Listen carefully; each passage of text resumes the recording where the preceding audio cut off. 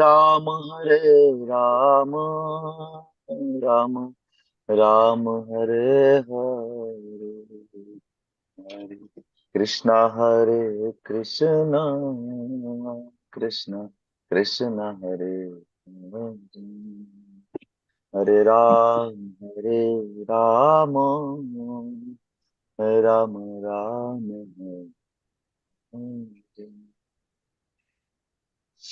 હરે કૃષ્ણ.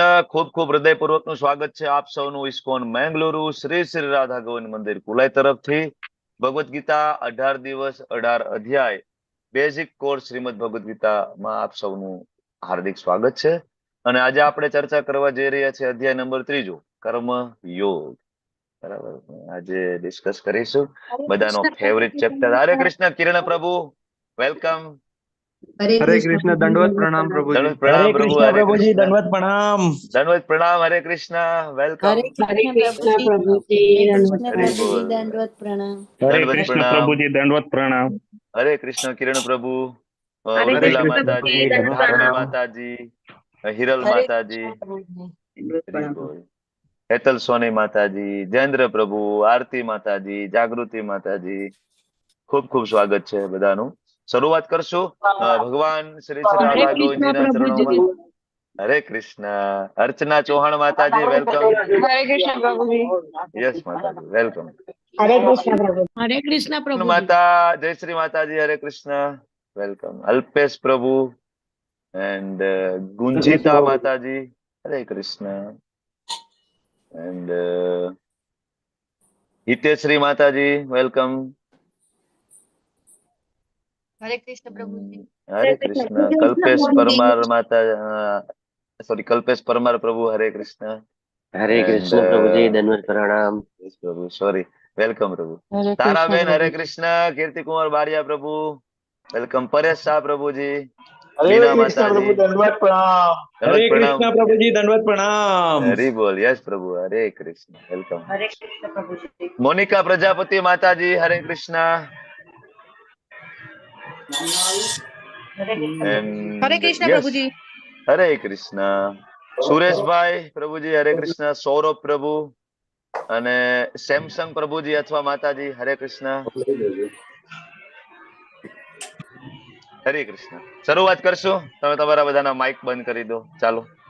ભગવાન શ્રી શ્રી રાધા ગોવિંદજીના ચરણોમાં ખૂબ ભાવપૂર્વક પ્રેમપૂર્વકની પ્રાર્થનાઓ મંગલાચરણથી આપણે શરૂઆત કરવા જઈ રહ્યા છે આજના અધ્યાયની. મંગલાચરણનો પહેલો શ્લોક આજે આપણે સમજવાની કોશિશ કરીશું સાથે સાથે. બરાબર.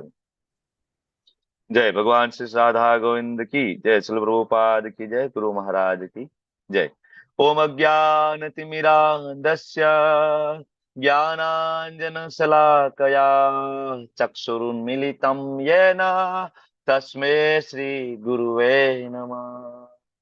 શરૂઆત થાય છે ગુરુદેવને પ્રણામ કરવાથી. ઓમ અજ્ઞાન તિમિરાંધસ્ય. તિમિર એટલે આંખનો એક રોગ છે. Timir it's like A cataract, મોતિયા જેવું. કે મારી આંખમાં મોતિયો આવી ગયો છે. શેનો? અજ્ઞાનનો. તો મને કઈ દેખાતું નથી. સારું શું છે, સાચું શું છે, મને કઈ ખબર પડતી નથી. મેં ક્યારે શાસ્ત્રો વાંચ્યા નથી. મને ક્યારે સાધુ સંગ પ્રાપ્ત થયો નથી. તો મને સમજાતું નથી કે મારા જીવનનો ઉદ્દેશ્ય શું છે, મારે શું કરવું જોઈએ. તો ઓમ અજ્ઞાન તિમિરાંધસ્ય. તિમિર નામનો રોગ આંખમાં થયો અને અજ્ઞાનનો અંધકાર છવાઈ ગયો. જ્ઞાનાંજન શલાકયા. તો હે ગુરુદેવ, તમે જ્ઞાનાંજન, જ્ઞાન રૂપી અંજન જે આંજી શકે એવી શલાકા લઈને આવો. ઓલું ખબર છે ને, આંખમાં આંજવાનું શું કહો તમે? સુરમો, સોયરો, અલગ અલગ નામ હોય છે ને. બરાબર ને? બ્લેક કલર નો આંખમાં આંજતા હોય. એમાં કાચની સ્ટીક હોય અંદર સડી. શું કહેવાય? બરાબર, સમજી ગયા ને? અંજન સલાકા જ કહેવાના, હા હા, બરાબર, સમજી ગયા ને કહેવાનો ભાવ. તેમાં નાની એવી સલાકા હોય. અહીંયા પ્રાર્થના કરે છે શિષ્ય એમના ગુરુદેવને, જ્ઞાનાંજન શલાકયા ચક્ષુર ઉન્મિલિતમ યેન. તો શું થશે? તો કે ચક્ષુર ઉન્મિલિતમ યેન, આંખો ઉઘડી જશે. બરાબર. અને આવા આંખ ઉઘાડનારા મારા ગુરુદેવ તસ્મે શ્રી ગુરુવે નમઃ. તો આધ્યાત્મિક ગુરુ ને પ્રણામ કરવામાં આવે છે. ગુરુ વગર ગોવિંદ પ્રાપ્ત થાય હરે નહીં. કૃષ્ણ. હરે કૃષ્ણ. બરાબર. તો કોઈ પણ શાસ્ત્ર ઉઠાવી લો, મેં ગઈકાલે પણ વાત કરી હતી. એ રામચરિત માનસ હોય, શિવ પુરાણ હોય, એ શ્રીમદ ભાગવત મહાપુરાણ હોય, બરાબર, કોઈ પણ શાસ્ત્ર ઉઠાવી લો, શરૂઆતમાં એમના રચયિતા હંમેશા એમના ગુરુદેવને પ્રણામ કરે, બરાબર, પછી એમના ગુરુદેવને, પરંપરાને પ્રણામ કરે, પછી ભગવાનને પ્રણામ કરે. તો આ એ જ પદ્ધતિ છે. મંગલાચરણ, આપણા ગુરુદેવને પ્રણામ કરી, એમના ગુરુદેવ આપણા આચાર્ય પરંપરામાં આપણે આગળ વધીએ.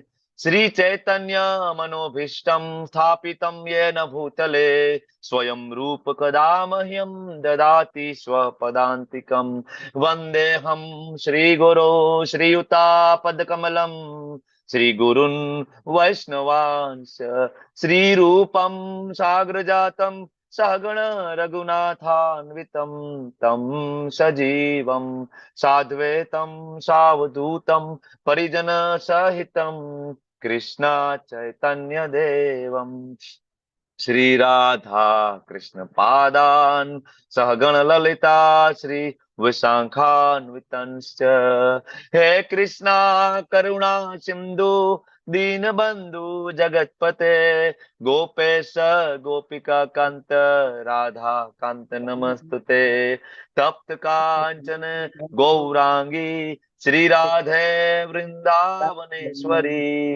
वृषभानु सुते देवी प्रणमामि हरि प्रिये वांछा कल्पतरुभ्यश्च कृपा सिंधुभ्यैव च पतितानां पावनेभ्यो वैष्णवेभ्यो नमो नमः नमो विष्णुपादाय कृष्णाप्रेष्ठाय भूतले श्रीमते भक्ति वेदांत स्वामिनिति नामिने नमस्ते सारस्वते देवे गौरवाणी प्रचारिणे निर्विशेषा शून्यवादी पाश्चात देश तारिणे जय श्री कृष्ण चैतन्य प्रभु नित्यानंद श्री अद्वैत गदाधार श्रीवासादि गौर भक्त वृंद हरे कृष्णा कृष्णा कृष्णा हरे हरे हरे राम राम राम हरे हरे हरे कृष्णा વેલકમ. હરે કૃષ્ણ. જયારે હરે કૃષ્ણ મહામંત્ર બોલવામાં આવે ને ત્યારે બધાએ પોતાનું માઇક ચાલુ કરી અને મોટા અવાજે હરે કૃષ્ણ મહામંત્ર સાથે મળીને આપણે ગાવવો જોઈએ. બરાબર. જયારે પણ હરે કૃષ્ણ મહામંત્ર આખા લેક્ચર દરમિયાન આવે અને જયારે પણ હું બે હાથ ઊંચા કરીને ગાવ હરે કૃષ્ણ મહામંત્ર ચેન્ટ કરું, બોલું, તમારે તરત જ તમારું માઇક ચાલુ, પૂછવાની જરૂર નથી, માઇક ચાલુ કરીને સાથે જોડાઈ જવાનું. ભગવાનના પવિત્ર નામની અંદર ખૂબ શક્તિ છે, ખૂબ શક્તિ છે. આજે આપણે જોઈશું કલયુગનો ધર્મ જ ખાલી નામ છે, આપણાથી બીજું કઈ થશે નહીં. જોઈએ આજે તો આજનું જે ચેપ્ટર નું નામ છે કર્મયોગ. બધાનો ફેવરિટ સબ્જેક્ટ છે અને બધાને આ વસ્તુ જાણવાની ખૂબ ઈચ્છા હોય છે હંમેશા. હા, પુણ્ય કર્મ શું? પુણ્ય કર્મ તો કરતા હોય, અજાણે થતા પાપ કર્મ, અથવા બધાનો સૌથી ફેવરિટ પ્રશ્ન ભગવદ્ ગીતામાં, બરાબર, કે મારી સાથે જ આવું ખરાબ કેમ થાય? આવું થાય કે નહીં? બધાનો આ એક સેમ પ્રશ્ન છે. ભગવદ્ ગીતામાં આવીને પહેલો પ્રશ્ન આ થાય કે પ્રભુજી મેં તો એવા કોઈ પાપ કર્મ કર્યા નથી, મારી સાથે આવું ખરાબ કેમ થાય? બરાબર ને? મારા જીવનમાં આ મુશ્કેલી શું કામ?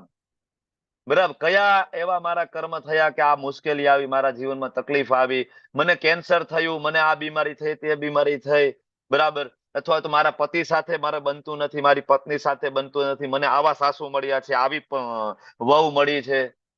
આ પ્રશ્ન હંમેશા રહ્યો. એવા કયા કર્મ થયા કે મારે અહીં ભોગવવાનું થયું છે? કર્મયોગ બેઝિક કર્મયોગ છે. આ ત્રીજો અધ્યાય છે એ બેઝિક છે, બરાબર. આગળ પાંચમો અધ્યાય પણ કર્મયોગ આવશે, એ એડવાન્સ છે, જેને તમે પ્રો કહી શકો, એડવાન્સ કર્મયોગ. અને એ કર્મયોગને સમજાવવા માટે નવમા અધ્યાયમાં છે જઈશું, ત્યારે ખરો કર્મયોગ આપણને સમજાશે. તો આ એકદમ બેઝિક કર્મયોગની આપણે આજે શરૂઆત કરીશું. આના પછી જે ચોથો અધ્યાય છે એને જ્ઞાન કર્મ સંન્યાસ યોગ કહેવાય, અને પાંચમો અધ્યાય છે એને કર્મ સંન્યાસ યોગ, કે એવું કર્મ કરવું કે જેને સંન્યાસ કહી શકાય. એટલે કૃષ્ણ ભાવના યુક્ત કર્મયોગ, પાંચમો અધ્યાય. મોટા ભાગની ભગવદ્ ગીતામાં ટાઇટલ શું આપ્યું છે? કર્મ સંન્યાસ યોગ. પાંચમો અધ્યાય નું કહું છું. ત્રીજા અધ્યાયનું નામ કર્મયોગ છે, બરાબર. ચોથા અધ્યાય જ્ઞાન કર્મયોગ, જ્ઞાન કર્મ સંન્યાસ યોગ. બરાબર. તો જ્ઞાન પ્રાપ્ત કરીને જ્યારે કર્મ કરવામાં આવે, બરાબર, તો એ કર્મ એવું બની જાય કે કર્મ કરવા છતાં એને સંન્યાસ કહેવાય. એટલે એ 5મો અધ્યાય થઈ ગયો. તો 3જો અધ્યાય, એમાં ઉમેરો 4થો અધ્યાય, ત્યારે જે બને એ અધ્યાય કૃષ્ણ ભાવના યુગ કર્મયુગ 5મો, જે એડવાન્સ કર્મયોગ છે, જે આપણે સમજીશું. તો આજે આપણે બેઝિક કર્મયોગ વિશે થોડું જાણીએ, બરાબર. એની પહેલા એક નાનું એવું રિવિઝન મેં તમને ગઈકાલે કીધું હતું, ભાઈ એક રિવિઝન લઈશું, તમે થોડું વાંચીને પાકું કરીને આવજો. તો આઈ હોપ કે તમે આવ્યા હશો, બરાબર ને? ચાલો શરૂઆત કરીએ. આંગળી ઊંચી કરો. પહેલા અધ્યાયનું નામ અને પહેલા અધ્યાય વિશે શોર્ટમાં માહિતી. આંગળી ઊંચી કરો. તો સ્કૂલમાં ભણતા નામ આંગળી ઊંચી કરવાનું કે તો ખબર છે ને, આમ તમે થોડી વાર તો પગ ધ્રુજતા, બરાબર, ઉભા થઈને બોલવામાં. ઘણી વાર અહીંયા એમ થાય માઇક ચાલુ કરીને કેમ બોલવું. આવડે તો આમાં 98 પાર્ટિસિપેન્ટ છે. મને ખબર છે કે આમાં આવડે છે તો અબો 60 પાર્ટિસિપેન્ટ ને 60 કરતા વધારે પાર્ટિસિપેન્ટ આવડે છે, પણ એન્ડ્રેસ કેટલા છે? 9 ના. કારણ કે એમ થાય કે અહીંયા બધાની વચ્ચે કેમ બોલવું. ચાલો, જે ના બોલ્યા હોય એનાથી આપણે શરૂઆત કરીશું. પેલા અધ્યાય વિશે થોડી માહિતી આપણને આપે તો ખુશ્બુ દવે માતાજી, બોલો. પાછું વિડીયો ઓન હોય એને હું થોડી પ્રાયોરિટી આપતો હોઉં છું. બોલો બોલો. ખુશ્બુ દવે માતાજી, માઇક ચાલુ કરો તમારું. હા, હવે પહેલો બોલો. અધ્યાય એટલે કુરુક્ષેત્રની ભૂમિ પર સૈન્ય નિરીક્ષણ. ઓકે, એમાં ધર્મક્ષેત્ર છે એના વિશેની વાત છે. પછી ઓકે, 3 વ્યક્તિની મૂંઝવણ છે, અર્જુન, બરાબર. ધૃતરાષ્ટ્ર અને દુર્યોધનની. પછી અર્જુનના યુદ્ધ ના કરવાના 5 કારણો છે. હમ પાપ, કરુણા, કોઈ આનંદ નથી, કૌટુંબિક પરંપરાનો નાશ અને અનિર્ણયતા. પછી શંખનાદ છે શંખનાદ છે. આવી ગયું અને બધું. બાકી અને રહ્યું કઈ? આતતાઈઓ. આતતાઈઓ, 6 પ્રકારના આતતાઈઓનો વધ કરી શકાય. હરી બોલ. પરફેક્ટ. આખો અધ્યાય સરસ મજાનો કવર થઈ ગયો, બરાબર. પણ એક કહેવાય ને, તમારી સ્મરણ શક્તિની ટેસ્ટ કરવા માટે એક બીજો પ્રશ્ન પૂછું છું. ભગવદ ગીતામાં આપેલા 700 શ્લોકનું વિભાજન મને કયો. કોણ કેટલા શ્લોકો બોલ્યા છે એ કોણ કહેશે? કિરણ સાધુ પ્રભુ, યાદ છે કે ભૂલાઈ ગયું છે? હરે કૃષ્ણ પ્રભુજી. ટ્રાય કરો. 184 શ્લોક અર્જુન મહારાજે કીધેલા છે. પછી થોડું અઘરું 85 થઈ ગયું, થોડું અઘરું થઈ ગયું. શ્લોક ધૃતરાષ્ટ્ર છે. ધૃતરાષ્ટ્ર વાળું સાચું. ધૃતરાષ્ટ્ર એક બોલ્યા છે, એટલું સાચું છે. લલિત કુમાર વેદ પ્રભુ, બોલો. 85 શ્લોક સંજયજી બોલ્યા છે. 184 નહીં નહીં નહીં નહીં અને નહીં 500 નહીં નહીં નહીં ભગવાન નહીં નહીં. કૃષ્ણ, હા, બોલો લલિત કુમાર વેદ પ્રભુ, બોલો. 574 ભગવાન કૃષ્ણ, 574 ભગવાન કૃષ્ણ. પછી 84 અર્જુન 84, 84 અર્જુન, અને 41 છે ઈ સંજયજી, 41 સંજયજી, અને અને એક ધૃતરાષ્ટ્ર. બોલ. એક શ્લોક છે ધૃતરાષ્ટ્ર બોલ્યા છે. ખૂબ સરસ પ્રભુ, થેન્ક યુ. હવે એક બીજો મહત્વનો પ્રશ્ન. પહેલા અધ્યાયમાં આપણે જયારે શરૂઆત કરી ત્યારે મેં તમને એવું કહ્યું હતું કે આખી ભગવદ ગીતામાં આપણે ભગવદ ગીતાના મુખ્ય 5 વિષયો ભણવાના છે, અને જે કોઈ આ 5 વિષય ભણી લે એ ભગવદ ગીતામાં પારંગત થઈ જાય. તો એ 5 વિષય કયા? હું હેન્ડ રેસ કરું એને પૂછું છું, તમે ડાયરેક્ટ માઇક ચાલુ કરીને બોલતા નહીં. ટેસેના પટેલ માતાજી, બોલો. 5 વિષય કયા? હરે કૃષ્ણ. પહેલો વિષય છે ભગવાન, બીજો ભગવાન, જીવ, જીવ, ત્રીજો પ્રકૃતિ, પ્રકૃતિ, ચોથો કર્મ અને કર્મ, પાંચમો કાળ. હરી બોલ. ખૂબ સરસ. જો ભગવાન વિશે આપણે કાલે થોડું ભણ્યા છીએ. બ્રહ્મેતિ પરમાત્મેતિ ભગવતીતિ શબ્દ, તે ભગવાન કોણ કહેવાય, ભગવાનની વ્યાખ્યા, બરાબર ને? અને કર્મ વિશે આજે આપણે ભણીશું. પ્રકૃતિ વિશે આપણે 7મા અધ્યાયમાં 13મા અધ્યાયમાં ભણીશું, બરાબર. કાલ વિશે આપણે 11મા અધ્યાયમાં ભણીશું. અને જીવ વિશે પણ આપણે ગઈકાલે ભણ્યા. સાંખ્ય યોગ 11 થી લઈને 31 શ્લોક. આત્મા કોણ છે, બરાબર? આપણો આ શરીર છીએ આપણે કે આત્મા છીએ? તો જીવની વ્યાખ્યા એ પણ આપણે ગઈકાલે ભણી ગયા. તો ભગવાન અને જીવ, 2 કન્સેપ્ટ આપણે થોડા ગઈકાલે ભણ્યા છે, જે આગળ પણ ભણશું. અને આજે આપણે કર્મ તરફ આગળ વધવાના છીએ. તો આપણે બીજા અધ્યાયમાં જઈએ, બરાબર ને? પહેલા અધ્યાયમાં આટલું શીખ્યા છે. અચ્છા, બીજા અધ્યાયમાં એક સરસ મજાનો શ્લોક છે શરણાગતિનો. કેટલાને આવડે છે? હેન્ડ રેઝ કરો. શરણાગતિનો શ્લોક કોને આવડે છે? શરણાગતિનો શ્લોક. On fast. યસ. ચાલો ચાલો ચાલો ચાલો. Very good. 19 હેન્ડ રેસ છે. 20 શરણાગતિનો શ્લોક. Okay. 24 very good. Vishal Vora પ્રભુ બોલો. હેન્ડ રેસ છે ને તમારો કે નથી? હરે કૃષ્ણ. ના. ઓકે દેન વિશાલ આહિર પ્રભુ બોલો. યસ, વિશાલ આહિર પ્રભુ નો એડ્રેસ છે. ચાલો ચાલો. હરે કૃષ્ણ. તમારો અવાજ નથી આવતો પ્રભુ. હરે કૃષ્ણ. Network issue.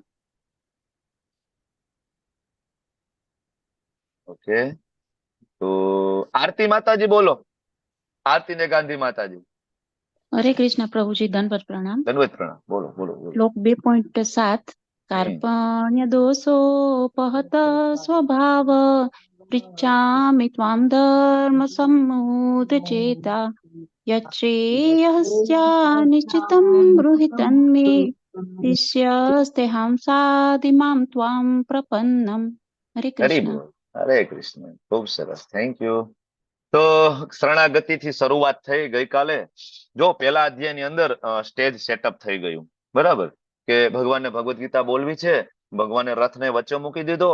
અર્જુને ભીષ્મદેવને જોયા, અર્જુને ગુરુ દ્રોણને જોયા, અને અર્જુને કીધું ભગવાન હું કેવી રીતના મારા દાદાને મારું, ભગવાન મારા ગુરુને કેવી રીતના મારું, હું યુદ્ધ નહીં કરું. તો અર્જુન એના ગુરુકુળમાં જે કઈ ભણ્યા હતા એ બધું જ્ઞાન નો સાર ભગવાનની સામે ઠાલવીને મૂકી દીધો. ભગવાન કરુણા હું ના મારી શકું, હું તો ભક્ત છું, કેવી રીતના કોઈનો વધ કરી શકું, પેલું કરુણા મૂકી દીધી. પછી અર્જુન કહે છે ના ભગવાન આમાં કોઈ આનંદ નથી, આ બધાને મારીને મને શું આનંદ થવાનું, હું નહીં મારું. ભગવાન પાપ નહીં લાગે આપણને, ભગવાન બધી પરંપરાનો નાશ નહીં થઈ જાય. અને આ બધું દલીલો કરતા કરતા અર્જુન પેલા અધ્યાયના અંતે ગાંડીવ ધનુષ્ય રથ ઉપર મૂકી અને રથ ઉપર બેસી જાય છે અને ભગવાનને કહે છે પ્રભુ હું નહીં લડું.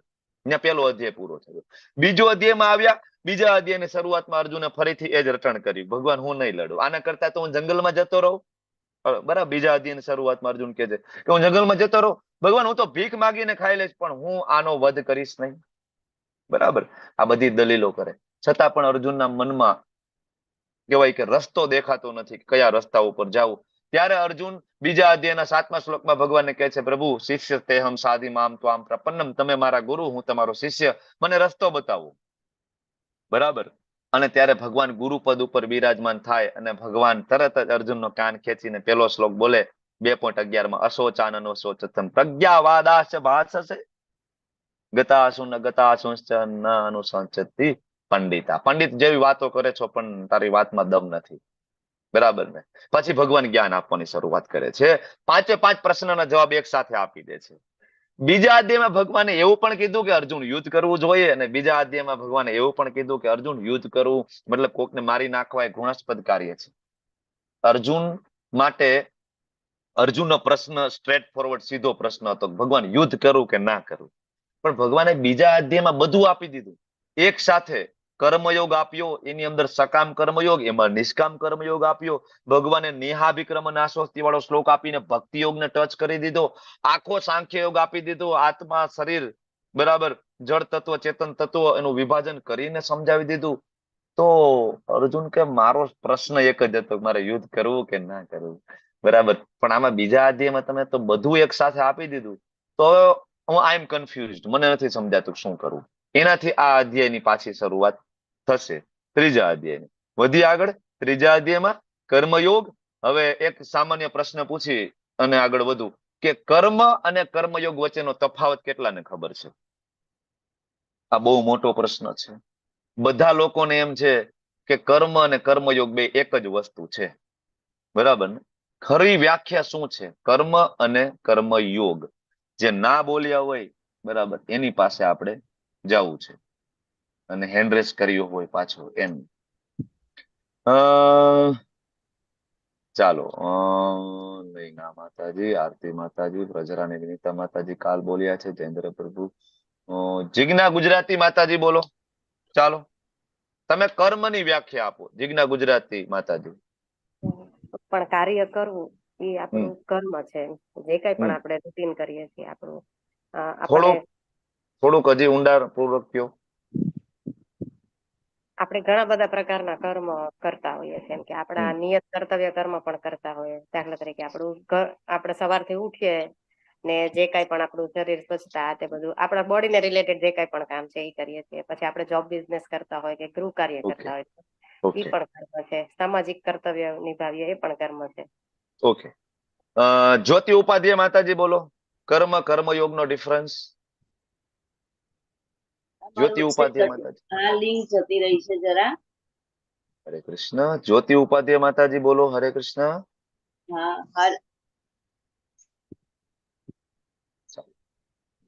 આગળ જઈએ આપણે. ઉર્મિલા સાધુ માતાજી બોલો, ચાલો. હરે કૃષ્ણ પ્રભુજી. હરે કૃષ્ણ. આપણે જે કઈ પણ કાર્ય કરીએ છીએ એને કર્મ કહેવાય, ને આપણે એ જ કર્મ કામ છે એ ભગવાનને સેન્ટરમાં રાખીને કરીએ એટલે કર્મ યોગ બની જાય છે. કોઈ પણ કાર્યમાં આપણે ભગવાનને સાથે રાખવા જોઈએ એટલે કર્મ યોગ થઈ જાય. ખૂબ સરસ, થેન્ક યુ. હવે કર્મ એટલે બહુ સાદી ભાષામાં કહું તો જે આપણા માટે જે કઈ કરીએ છીએ ને સવારથી લઈને રાત સુધી આપણા માટે, કે જેમાં ખુશી આપણી ઇન્વોલ્વ છે, બરાબર, એના માટે જે કઈ કર્યું ને કર્મ, બરાબર, કે આ કર્મ કરવાથી પૈસા મળે એનાથી હું આનંદિત થાવ, મારો પરિવાર આનંદિત થાય, મારો સમાજ આનંદિત થાય, કે મારો દેશ આનંદિત થાય, આ બધું જ કર્મ છે. જ્યારે ભગવદ્ ગીતામાં કર્મ વિશે ચર્ચા નથી, ભગવદ્ ગીતામાં કરવી યોગ વિશે ચર્ચા છે. યોગ, યોગ એ સંસ્કૃતનો શબ્દ યુજ, યુજ ધાતુમાંથી બનતો શબ્દ યોગ, અને યોગનો સાદો અર્થ થાય જોડાવું, બરાબર. તો કોની સાથે જોડાવું? યોગનો અર્થ તો કે આત્માનું પરમાત્મા સાથે જોડાવું. કઈ રીતના? તો કે સેવાના ભાવ સાથે, બરાબર. પરમાત્મા કોણ છે? ઈશ્વર પરમ કૃષ્ણ સચ્ચિદાનંદ વિગ્રહ. આગળ ભગવાન પણ કહે છે, એ અર્જુન, બરાબર, ઈશ્વર સર્વભૂતાનામ હૃદયસે અર્જુન તિષ્ઠતિ. અર્જુન, હું જ ઈશ્વર તરીકે તમારા હૃદયમાં રહું છું. 13મા અધ્યાયમાં કહે છે અર્જુન પરમાત્મા હું પોતે જ છું. તો જીવ નું પરમાત્માની સેવામાં લાગી અને જે કઈ કર્મ કરવામાં આવે એને કહેવાય કર્મયોગ. તો શું આપણે સવારથી લઈને ટિફિનના ડબલા લઈને નીકળી જાય છે, એમાં ભગવાનની કોઈ પ્રસન્નતા છે? એમાં ભગવાનને કે સેન્ટરમાં મૂક્યા? આપણે નથી મૂક્યા ને. તો એ કર્મ છે, અને એ કર્મનું બંધન થાય છે. કર્મ યોગ એનું બંધન થતું નથી. આજે આપણે એ ભણવાના છીએ. કર્મ અને કર્મ યોગ કોને કહેવાય? અને ખરો આ વિષય ખૂબ મહત્વનો છે ભગવદ્ ગીતાનો, કારણ કે ભગવદ્ ગીતાના મુખ્ય 5 વિષયો ભગવાન, જીવ, પ્રકૃતિ, કાલ, કર્મ, એમાંથી એક જ વસ્તુ એવી છે કર્મ, જેને તમે બદલાવી શકો છો. અને એના માટે જ તમને અને મને આ મનુષ્ય જીવન પ્રાપ્ત થયું છે. માત્ર ને માત્ર મનુષ્ય જીવનનો ઉદ્દેશ્ય આ જ છે કે ભગવદ્ ગીતા વાંચી અને ખરા અર્થમાં કર્મ એટલે શું આ જાણી લેવું, અને એ કરવું, ભગવદ્ ધામ જતું રહેવું. આ મનુષ્ય જીવનનું અલ્ટિમેટ ઉદ્દેશ્ય છે. ઓકે, તો કર્મયોગ જે અધ્યાય અલગ અલગ 5 વિષય એના વિભાજન કરવામાં આવ્યા છે, જેમાં શરૂઆતમાં અર્જુન પોતાની મૂંઝવણ રજૂ કરે, ભગવાન એને નિષ્કામ કર્મયોગ તરફ દોરી જાય છે. ભગવાન એને કર્મ કાંડમાંથી ઉઠાવીને કર્મયોગ તરફ લઈ જાય છે, કારણ કે આગળ બીજો અધ્યાય આપ્યો ને. જો કર્મકાંડ એટલે શું, તમે કર્મકાંડનું નામ સાંભળ્યું છે ને, આપણે જે મારા વહાલા ભૂદેવો હોય, બરાબર, એ કર્મકાંડ વિધિ કરતા હોય. કર્મકાંડ વિધિ એટલે શું?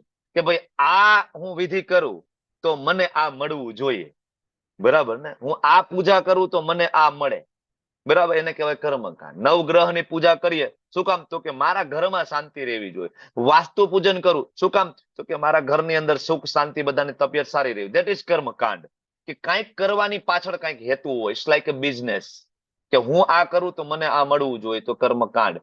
ભગવાન અર્જુનને કર્મકાંડમાંથી બહાર કાઢે છે અને ખરા અર્થમાં કર્મયોગ તરફ લઈ જાય છે, બરાબર. કારણ કે આગળ ભગવાને અર્જુનને પૂછ્યું હતું મને કોઈ આનંદ નથી, તો ભગવાને એવો જવાબ આપ્યો હતો કે અર્જુન, મરી જઈશ ને સ્વર્ગ મળશે, જીવી જઈશ ને તો રાજ્ય મળશે. પણ આ તો સ્વાર્થ થઈ ગયો ને.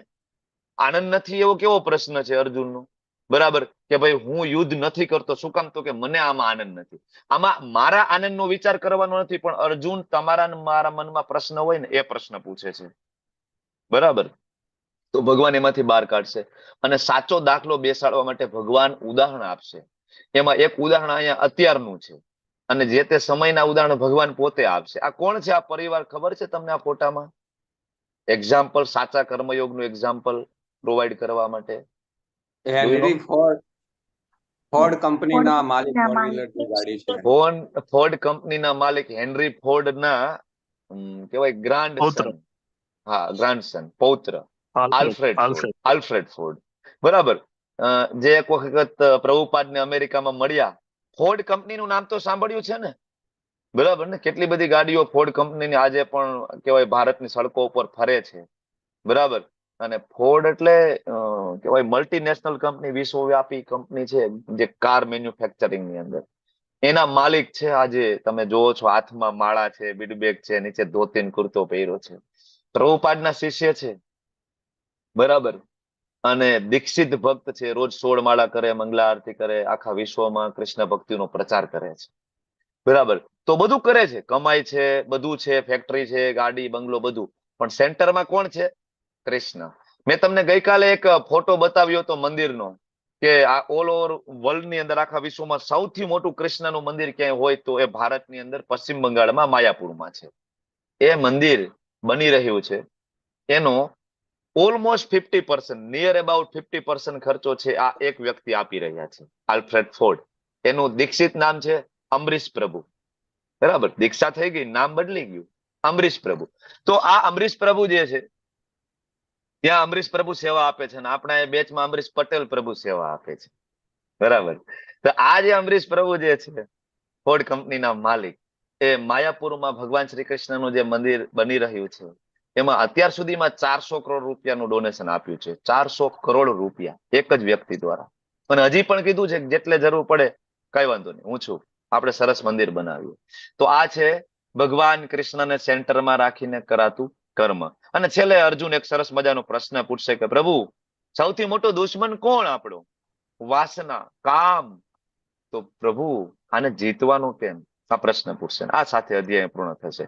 ગઈકાલે એક સરસ મજાનો શ્લોક 2.47 ની આપણે ચર્ચા કરતા હતા. કર્મણ્યેવાધિકારસ્તે મા ફલેષુ કદાચન મા કર્મ ફલ હેતુર્ભુ માતે સંગોસ્ત કર્મણી. ઘણા બધા શ્લોકનો દુરુપયોગ કરે. ભગવદ ગીતામાં લખ્યું છે કર્મ કરો, ફળની આશા નહીં રાખવાની. પેલા કંપનીના બોસ હોય ને એના એમ્પ્લોયીને કે કર્મ કરો, નોકરી કરો, પ્રમોશનની અપેક્ષા નહીં રાખવાની, સેલરી વધે એની અપેક્ષા નહીં રાખવાની. ક્યાં કીધું છે? કૃષ્ણએ કીધું છે ભગવદ ગીતામાં. માં ફલેષુ કદાચનમ, ફળનો અધિકાર નથી. બરાબર. માં કર્મ ફલ હેતુર્ભુ, પોતાની જાતને પોતાના જે કર્મના ફળોનું કારણ નહીં માનતો, અને કર્મ ન કરવામાં કદી આસક્ત નહીં થતો. કર્મ તો કરવું જ પડશે. તો આ શ્લોકનો ઘણા બધા રાજકારણીઓ, ઘણા બધા મોટિવેશનલ સ્પીકરો ઉપયોગ કરે છે. ખરા અર્થમાં આ કર્મની અહીંયા જે વાત થઈ, બરાબર, કર્મણ્યેવાધિકારસ્તે મા ફલેષુ કદાચનમ, નિયત કર્તવ્ય કર્મ. એ નિયત કર્તવ્ય કર્મ એટલે કયું? કોઈ બોસની સેવા કરવી, કોઈ કંપનીમાં સેવા કરવી, કોઈ જોબ કરવી, પૈસા કમાવા માટે નોકરી કરવી, કામ ધંધો, એ કર્મની વાત છે? નહીં. અહીંયા જે કર્મની વાત છે એ ભગવાને બીજા અધ્યાયના 40મા શ્લોકમાં જ કીધું હતું. નેહાભિક્રમ નાશોસ્તિ પ્રત્યવાયો ના વિદ્યતે સુઅલ્પમપ્યસ્ય કર્મસ્ય ત્રાયતે મહતો ભયાત. આ એ કર્મની વાત થતી હતી. એના સિક્વન્સનો આ શ્લોક છે. ભગવદ ગીતાના કોઈ એક શ્લોક ઉપરથી તમે તારણ ઉપર જઈ ના શકો. આગળના અને પાછળના એ શ્લોકનો રેફરન્સ લેવો પડે.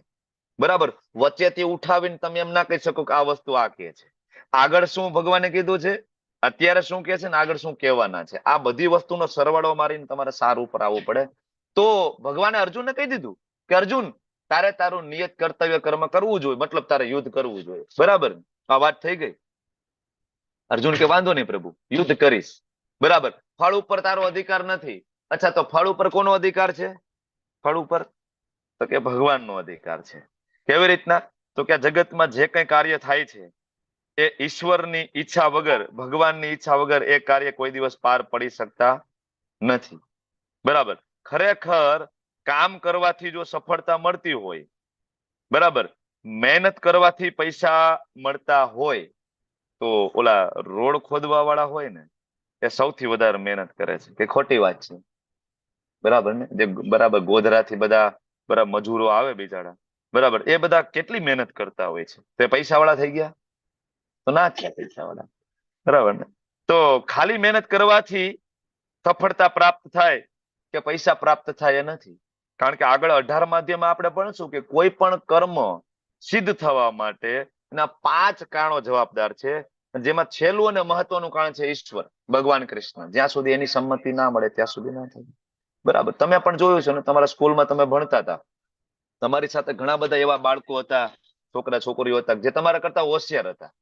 બરાબર. પણ આજે તમે જયારે ભણીને તમે બહાર નીકળ્યા, 10 વર્ષ, 15 વર્ષ, 20 વર્ષ, 25 વર્ષ, 30 વર્ષ પછી જયારે તમે પાછું વળીને જોવો છો, તમારી એ જ બેચને તમે યાદ કરો અને જો એના કોન્ટેક્ટમાં હોય તો તમે જઈને જુઓ કે એમાંથી કેટલા ખુશ છે, કેટલા ખુશ નથી, કેટલા સક્સેસ છે.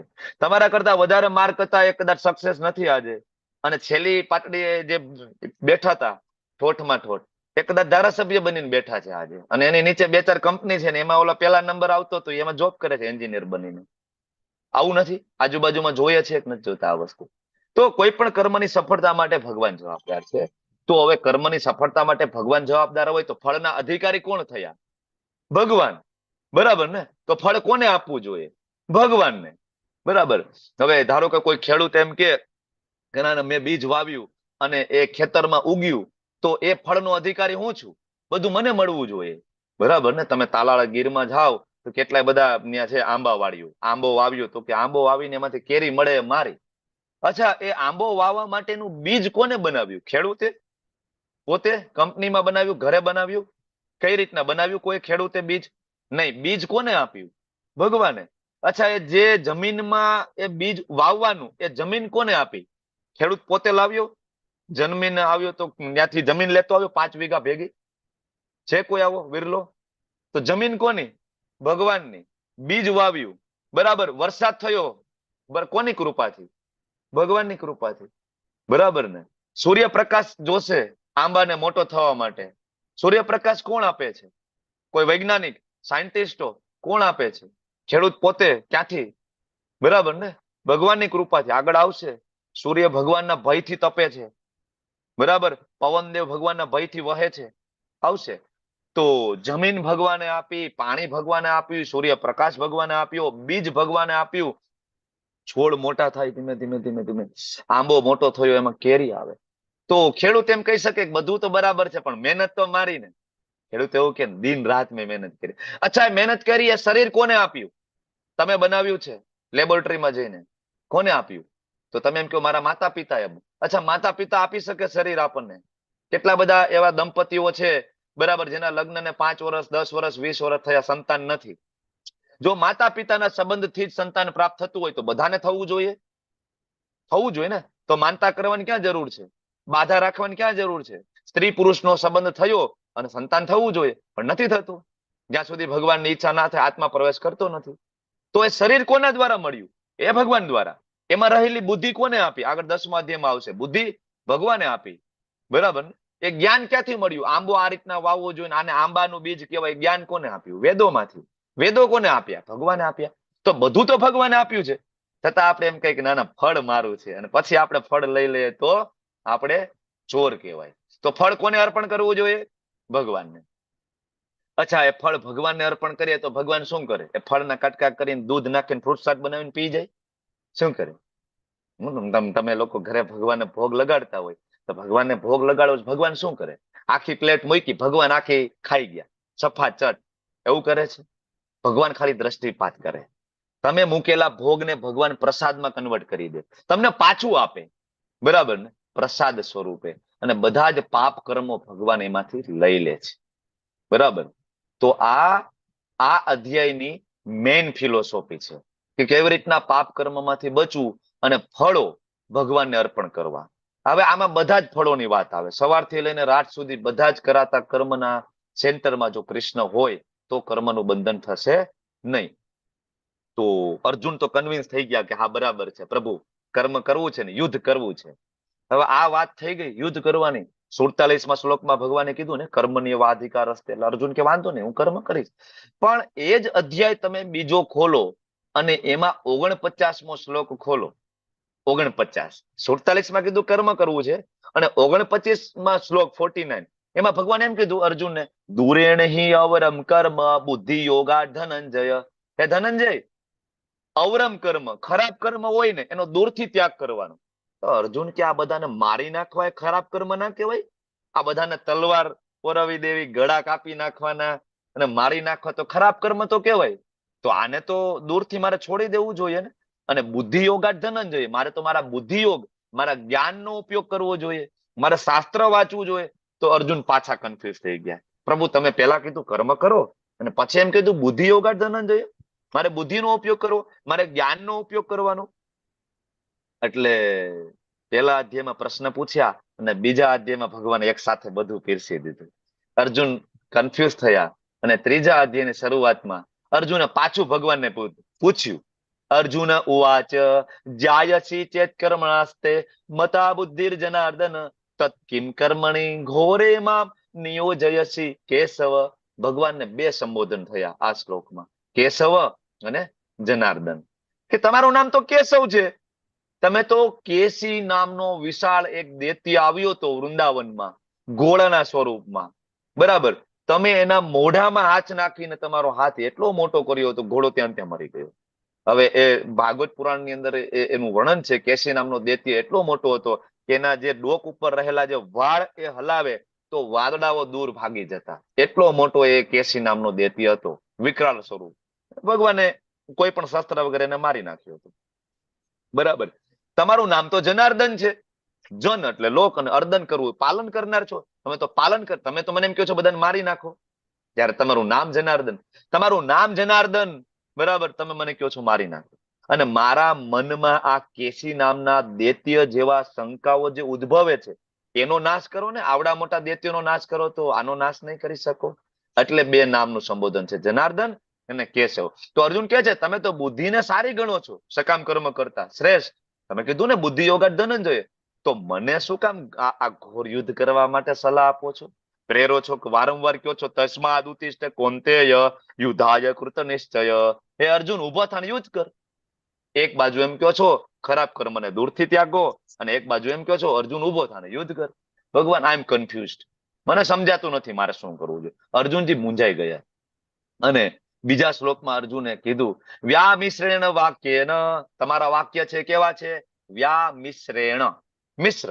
ક્યારેક કહો છો યુદ્ધ કરો, ક્યારેક કહો છો ના કરો. એકચ્યુઅલી ભગવાન છે એ સ્ટ્રેટ ફોરવર્ડ સમજાવી રહ્યા છે, પણ અર્જુન સમજી પણ રહ્યા છે, પણ આપણે નથી સમજી રહ્યા ને. એટલે આપણા વતી અર્જુન ભગવાનને પૂછે છે પ્રભુ સમજાતું નથી કે ખરા અર્થમાં કર્મયોગ એટલે શું, નથી સમજાતું, બરાબર. મારી મતિ મૂંઝાઈ ગઈ. તેથી કૃપા કરીને તદ એકમ વદ, એક વસ્તુ કહો, યુદ્ધ કર અથવા ના કર. તદ એકમ વદ, અને એવું મને કહો કે જેમાં મારું શ્રેયો. ફરીથી અર્જુને કીધું, જો અર્જુન ભગવાન પાસે જ્યારે જ્યારે માંગે છે ત્યારે શું માંગે છે, શ્રેય.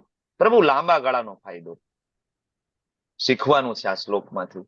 જયારે ભગવાનની સામે બે હાથ જોડીને ઉભા રહે પ્રાર્થના કરીને ત્યારે ભગવાનને કેવું, ભગવાન હું તો કહેવાય ને મારામાં કોઈ બુદ્ધિ નથી, હું તો એવું કઈ ને કઈ માંગીશ કે આગળ જતા એ મારું નુકસાન કરશે, આગળ જતા હું એમાં દુઃખી થઈશ. આવું થયું કે નહીં, તમારા બધા સાથે થયું કે નહીં, થયું જ હશે આગળ, બરાબર ને. ભૂતકાળમાં કઈ ને કઈ ભગવાનને બે હાથ જોડીને માગ્યું હશે. કેટલાય દીકરા માગ્યા હશે, દીકરી માગી હશે, કેટલાય પતિ માગ્યા હશે, કેટલાય પત્ની માગી હશે, કેટલાય ઘર ગાડી બંગલા સંપત્તિ માગી હશે અને ભગવાને આપી પણ હશે. પછી આગળ જતા એ પાછું દુઃખનું કારણ બન્યું હશે. બન્યું કે નથી બન્યું, બન્યું ને, બરાબર ને.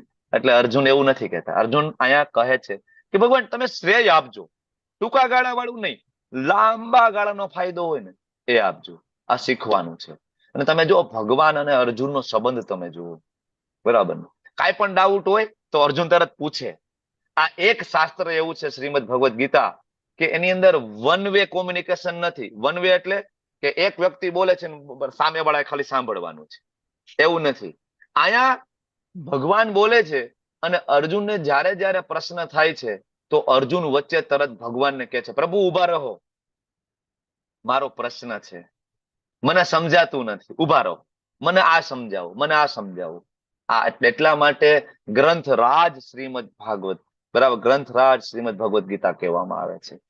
બધા ઉપનિષદો વેદોનો સાર શ્રીમદ ભગવદ ગીતા કહેવામાં આવે છે, બરાબર. તો અર્જુન કહે છે એક વસ્તુ કહો ને પ્રભુ, કેટલા બધા મારી સામે અલગ અલગ રસ્તા છે, મારે શું કરવું જોઈએ? મારે જ્ઞાનમાં આગળ વધવું તો હું શું કરું? જંગલમાં જતો રહું, ત્યાં જઈને પુસ્તક વાંચું, બુક વાંચું, કે પછી કર્મયોગ જે હનુમાનજી મહારાજે કર્યો હતો, બરાબર ને, રામચંદ્રજીની પ્રસન્નતા માટે કંઈ વિચાર્યું નહોતું, બરાબર ને, લંકા ગયા, બધાને બાળીને ભસ્મ કરી અને આવતા રહ્યા. મનમાં કોઈ પ્રશ્ન નહીં કે આમાં કોણ છે, શું છે, કઈ નહીં. રામચંદ્રજીએ કીધું છે મારે જવાનું છે, મારા પ્રભુ પ્રસન્ન છે, મારે કરવાનું છે. તો મારે શું કરવાનું છે? મારે આ હનુમાનજી મહારાજે કર્યું એ કરું, કે પછી તમે કીધું બુદ્ધિયોગ શ્રેષ્ઠ છે તો હું જંગલમાં જઈ અને વેદો ઉપનિષદો વાંચું અને બેસી જાઉં, ઓમ તપશ્ચર્યા કરું? શું કરું? અર્જુન ભગવાનને પૂછે છે. બરાબર. ત્યારે ભગવાન 5મા શ્લોકની અંદર અર્જુનને જવાબ આપે છે કે અર્જુન, એવું કોઈ દિવસ ના બની શકે કોઈ વ્યક્તિ કર્મ કર્યા વગર રહી શકે. કર્મ તો કરવું જ પડશે, નહીં કશ્ચિત ક્ષણમ અપી, એક ક્ષણ માટે પણ નહીં, કશ્ચિત ક્ષણમ અપી, એક ક્ષણ માટે પણ કોઈ કર્મ કર્યા વગર રહી શકતો નથી. કર્મ તો કરવું જ પડશે, કારણ કે પ્રકૃતિ જે ગુણે તમે પૂર્વજન્મમાં જે કઈ કર્મ કર્યા, સત્વગુણમાં, રજોગુણમાં, તમોગુણમાં, એ મુજબ તમને આ વખતે શરીર મળ્યું. સત્વગુણમાં, રજોગુણમાં, તમોગુણમાં એ મુજબનો તમને પરિવાર મળ્યો, ફેમિલી મળ્યું, પતિ, પત્ની, બાળકો, એક જાતિ, એક ધર્મ, એક સંપ્રદાય, એક દેશ તમને મળ્યો. હવે એમાં જ્યારે તમે હોય તો તમે કર્મ કર્યા વગર કોઈ દિવસ રહી શકવાના નથી. તમારે કર્મ તો કરવું જ પડશે. કર્મ તમે છોડીને ભાગી શકતા નથી. પણ એ કર્મ કયું? તો કે એ આગળનું યાદ રાખવું કે જે કર્મના સેન્ટરમાં ભગવાન કૃષ્ણ હોય એ કર્મની વાત છે. તો અર્જુન, તું જે વિચારે છો ને એ તું એવું વિચારે છો કે હું યુદ્ધ કરું છું, હું ભીષ્મદેવને મારી નાખીશ, હું ગુરુ દ્રોણને મારી નાખીશ, હું મોટો યોદ્ધા છું. એ અર્જુન, હું આવ્યું ને ત્યાં ફસાઈ ગયા. બરાબર. ત્યાં સેન્ટરમાં મને મૂક અને હું તને કહું છું એટલે યુદ્ધ કર, મારા શરણાગત થઈને. બરાબર. ત્યારે એ કર્મનું તને પાપ લાગશે નહીં, એનું ફળ ભોગવવું પડશે નહીં. બાકી કર્મ કર્યા વગર કોઈ રહી શકતો નથી. ધારો કે કોઈ વ્યક્તિ બરાબર થોડું ઘણું જ્ઞાન પ્રાપ્ત થઈ જાય, બરાબર, અને એ એમ કે ના ના હવે આપણે કઈ કર્મ કરવું નથી ને આપણે ભાઈ છોડો ઘર બાર, ચલો હરિદ્વાર, આપણે જતું રહેવું છે. બરાબર. આપણે બહુ જ્ઞાની થઈ ગયા, જીતેન્દ્રી ગોપેશ પ્રભુના ક્લાસ સાંભળ્યા ને, આપણે ભગવદ્ ગીતાનું જ્ઞાન થઈ ગયું છે ને, બસ હવે આપણે કઈ કરવું નથી, આપણે લગ્ન નથી કરવા. બરાબર ને? આપણે લગ્ન નહીં, બાળકો નહીં, આપણે કાંઈ નહીં, બસ હું સંન્યાસી, હું વૈરાગી બની જઈશ. હવે આવું જો થાય તો ભગવાન શું કહે છે કે જે મનુષ્ય કર્મેન્દ્રિયોને કાબુમાં રાખે, મનમાં ઇન્દ્રિય વિષયોનું ચિંતન કરે, નિસંદેહ પોતાને છેતરે છે. આ સૌથી મોટો ઢોંગી છે. મિથ્યાચાર સે ઉચ્યતે. કર્મ છોડવાનું ભગવાન કહેતા નથી. કર્મ તો કરવું પડશે. અર્જુન એમ કે છે ને કે ભગવાન હું જંગલમાં જતો રહું, તો ભગવાન એમ કે છે બેટા જંગલમાં જતો રહીશ ને તોય તું ક્ષત્રિય છો, અને ક્ષત્રિય છો ને એટલે જંગલમાં તું જઈને કદાચ તું સાધુ બની જઈશ ને, બરાબર, તું કદાચ સંત બની જઈશ ને, અને તું ભિક્ષા માંગવા જઈશ ને, અને ભિક્ષા માંગતા માંગતા ભિક્ષા લઈ અને તમે બધા સાધુઓ ભિક્ષા માંગીને એક જગ્યાએ બેઠા બેઠા જયારે તમે ભિક્ષામાં જે આવ્યું ખાતા હશો, અને કોઈ વ્યક્તિ આવીને તમારી ભિક્ષા, બાજુવાળા બ્રાહ્મણની ભિક્ષા ઝૂંટી લેશે ને, ત્યારે તારા અંદર ક્ષત્રિય પ્રગટ થશે. ત્યારે તું તરત ઉભો થઈ જઈશ. બરાબર. કારણ કે તારી સામે કોઈ બ્રાહ્મણનું અપમાન થશે, તું જોઈ નહીં શકે, ત્યારે તું ત્યાં તલવાર ખેંચી લઈશ, ત્યાં તું યુદ્ધ કરવા માટે તૈયાર થઈ જઈશ. બીજા બ્રાહ્મણો માટે, બીજા બ્રાહ્મણની હત્યા કરવા માટે પણ તું ઉભો થઈ જઈશ. તો પછી ત્યાં જઈને તલવાર ખેંચવી એના કરતા અહીંયા હું કઉ છું યુદ્ધ કર. તું એ જ કરવાનો છો, કારણ કે તું ક્ષત્રિય છો. પ્રકૃતિના 3 ગુણોમાં રહેલા વ્યક્તિ એ 3 ગુણોને આધીન હંમેશા કર્મ કરે છે. તો પછી આવો મિથ્યાચાર કરવાનો કોઈ મતલબ નથી. એટલે આપણે શીખવા મળે ખાલી જ્ઞાનના કારણે સંન્યાસ લેવો નહીં. જીવનમાં થોડી મુશ્કેલી આવે તો બિલકુલ એવું વિચારવું નહીં કે હું સંન્યાસ લઈ લઈશ, હું લગ્ન નહીં કરું, બરાબર, અથવા તો હું સુસાઇડ કરી લઈશ. આ જે વિચારો જે છે ને એ મિથ્યાચાર છે ઉચ્યતે. તમે એમાંથી બચી શકતા નથી. બરાબર ને? ભગવાન બહુ ક્લિયરલી કહે છે. આર્થિક કોઈ પ્રોબ્લેમ હોય, કુટુંબમાં પ્રોબ્લેમ, માનસિક પ્રોબ્લેમ, બાળકોના પ્રોબ્લેમ, હમણાં કોરોના આવ્યો હતો, કેટલા બધા ડિપ્રેશનમાં જતા રહે, કઈ ને કઈ ચાલે છે અહીંયા. બરાબર. તો આપણે એમ કઈક ના ના છોડો ઘર બાર, ચલો હરિદ્વાર, એ એનું સોલ્યુશન નથી. કર્મ તો કરવું પડશે, પરિસ્થિતિનો સામનો કરવો પડશે. બરાબર. અને બાકી અધૂરી ચેતના સાથે જો જંગલમાં જઈશો તો શું રિઝલ્ટ આવશે? તમે જો અહીંયા એક આ સાધુ તો છે, પણ તમને એવું શું લાગે કે આ સાધુને શોભે નહીં એવું છે એની પાસે? તમે મને કહો. લીધો તો સંન્યાસ છે, બરાબર ને, પણ એવું શું છે કે એને શોભતું નથી? તમે મને કહો માઇક ચાલુ કરીને બોલો. સાહેબ સિગરેટ છે પ્રભુજી, હાથમાં સિગારેટ હાથમાં કડું છે.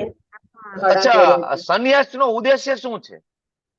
બરાબર ને, ઘર છોડ્યું, પરિવાર છોડ્યો, કામ ધંધો, બાળકો, પત્ની બધું છોડી દીધું ને. સંન્યાસનો ઉદ્દેશ્ય શું? સાધુ સંતનો ઉદ્દેશ્ય શું? કે આપણા જેવા ગૃહસ્થો જે અંધકારમાં સૂતા છે ને, બરાબર, એના ઘરે ઘરે જઈને ઉઠાડવા, જાગો, બરાબર, ઉઠો, જાગો અને ભગવાન તરફ ભાગો.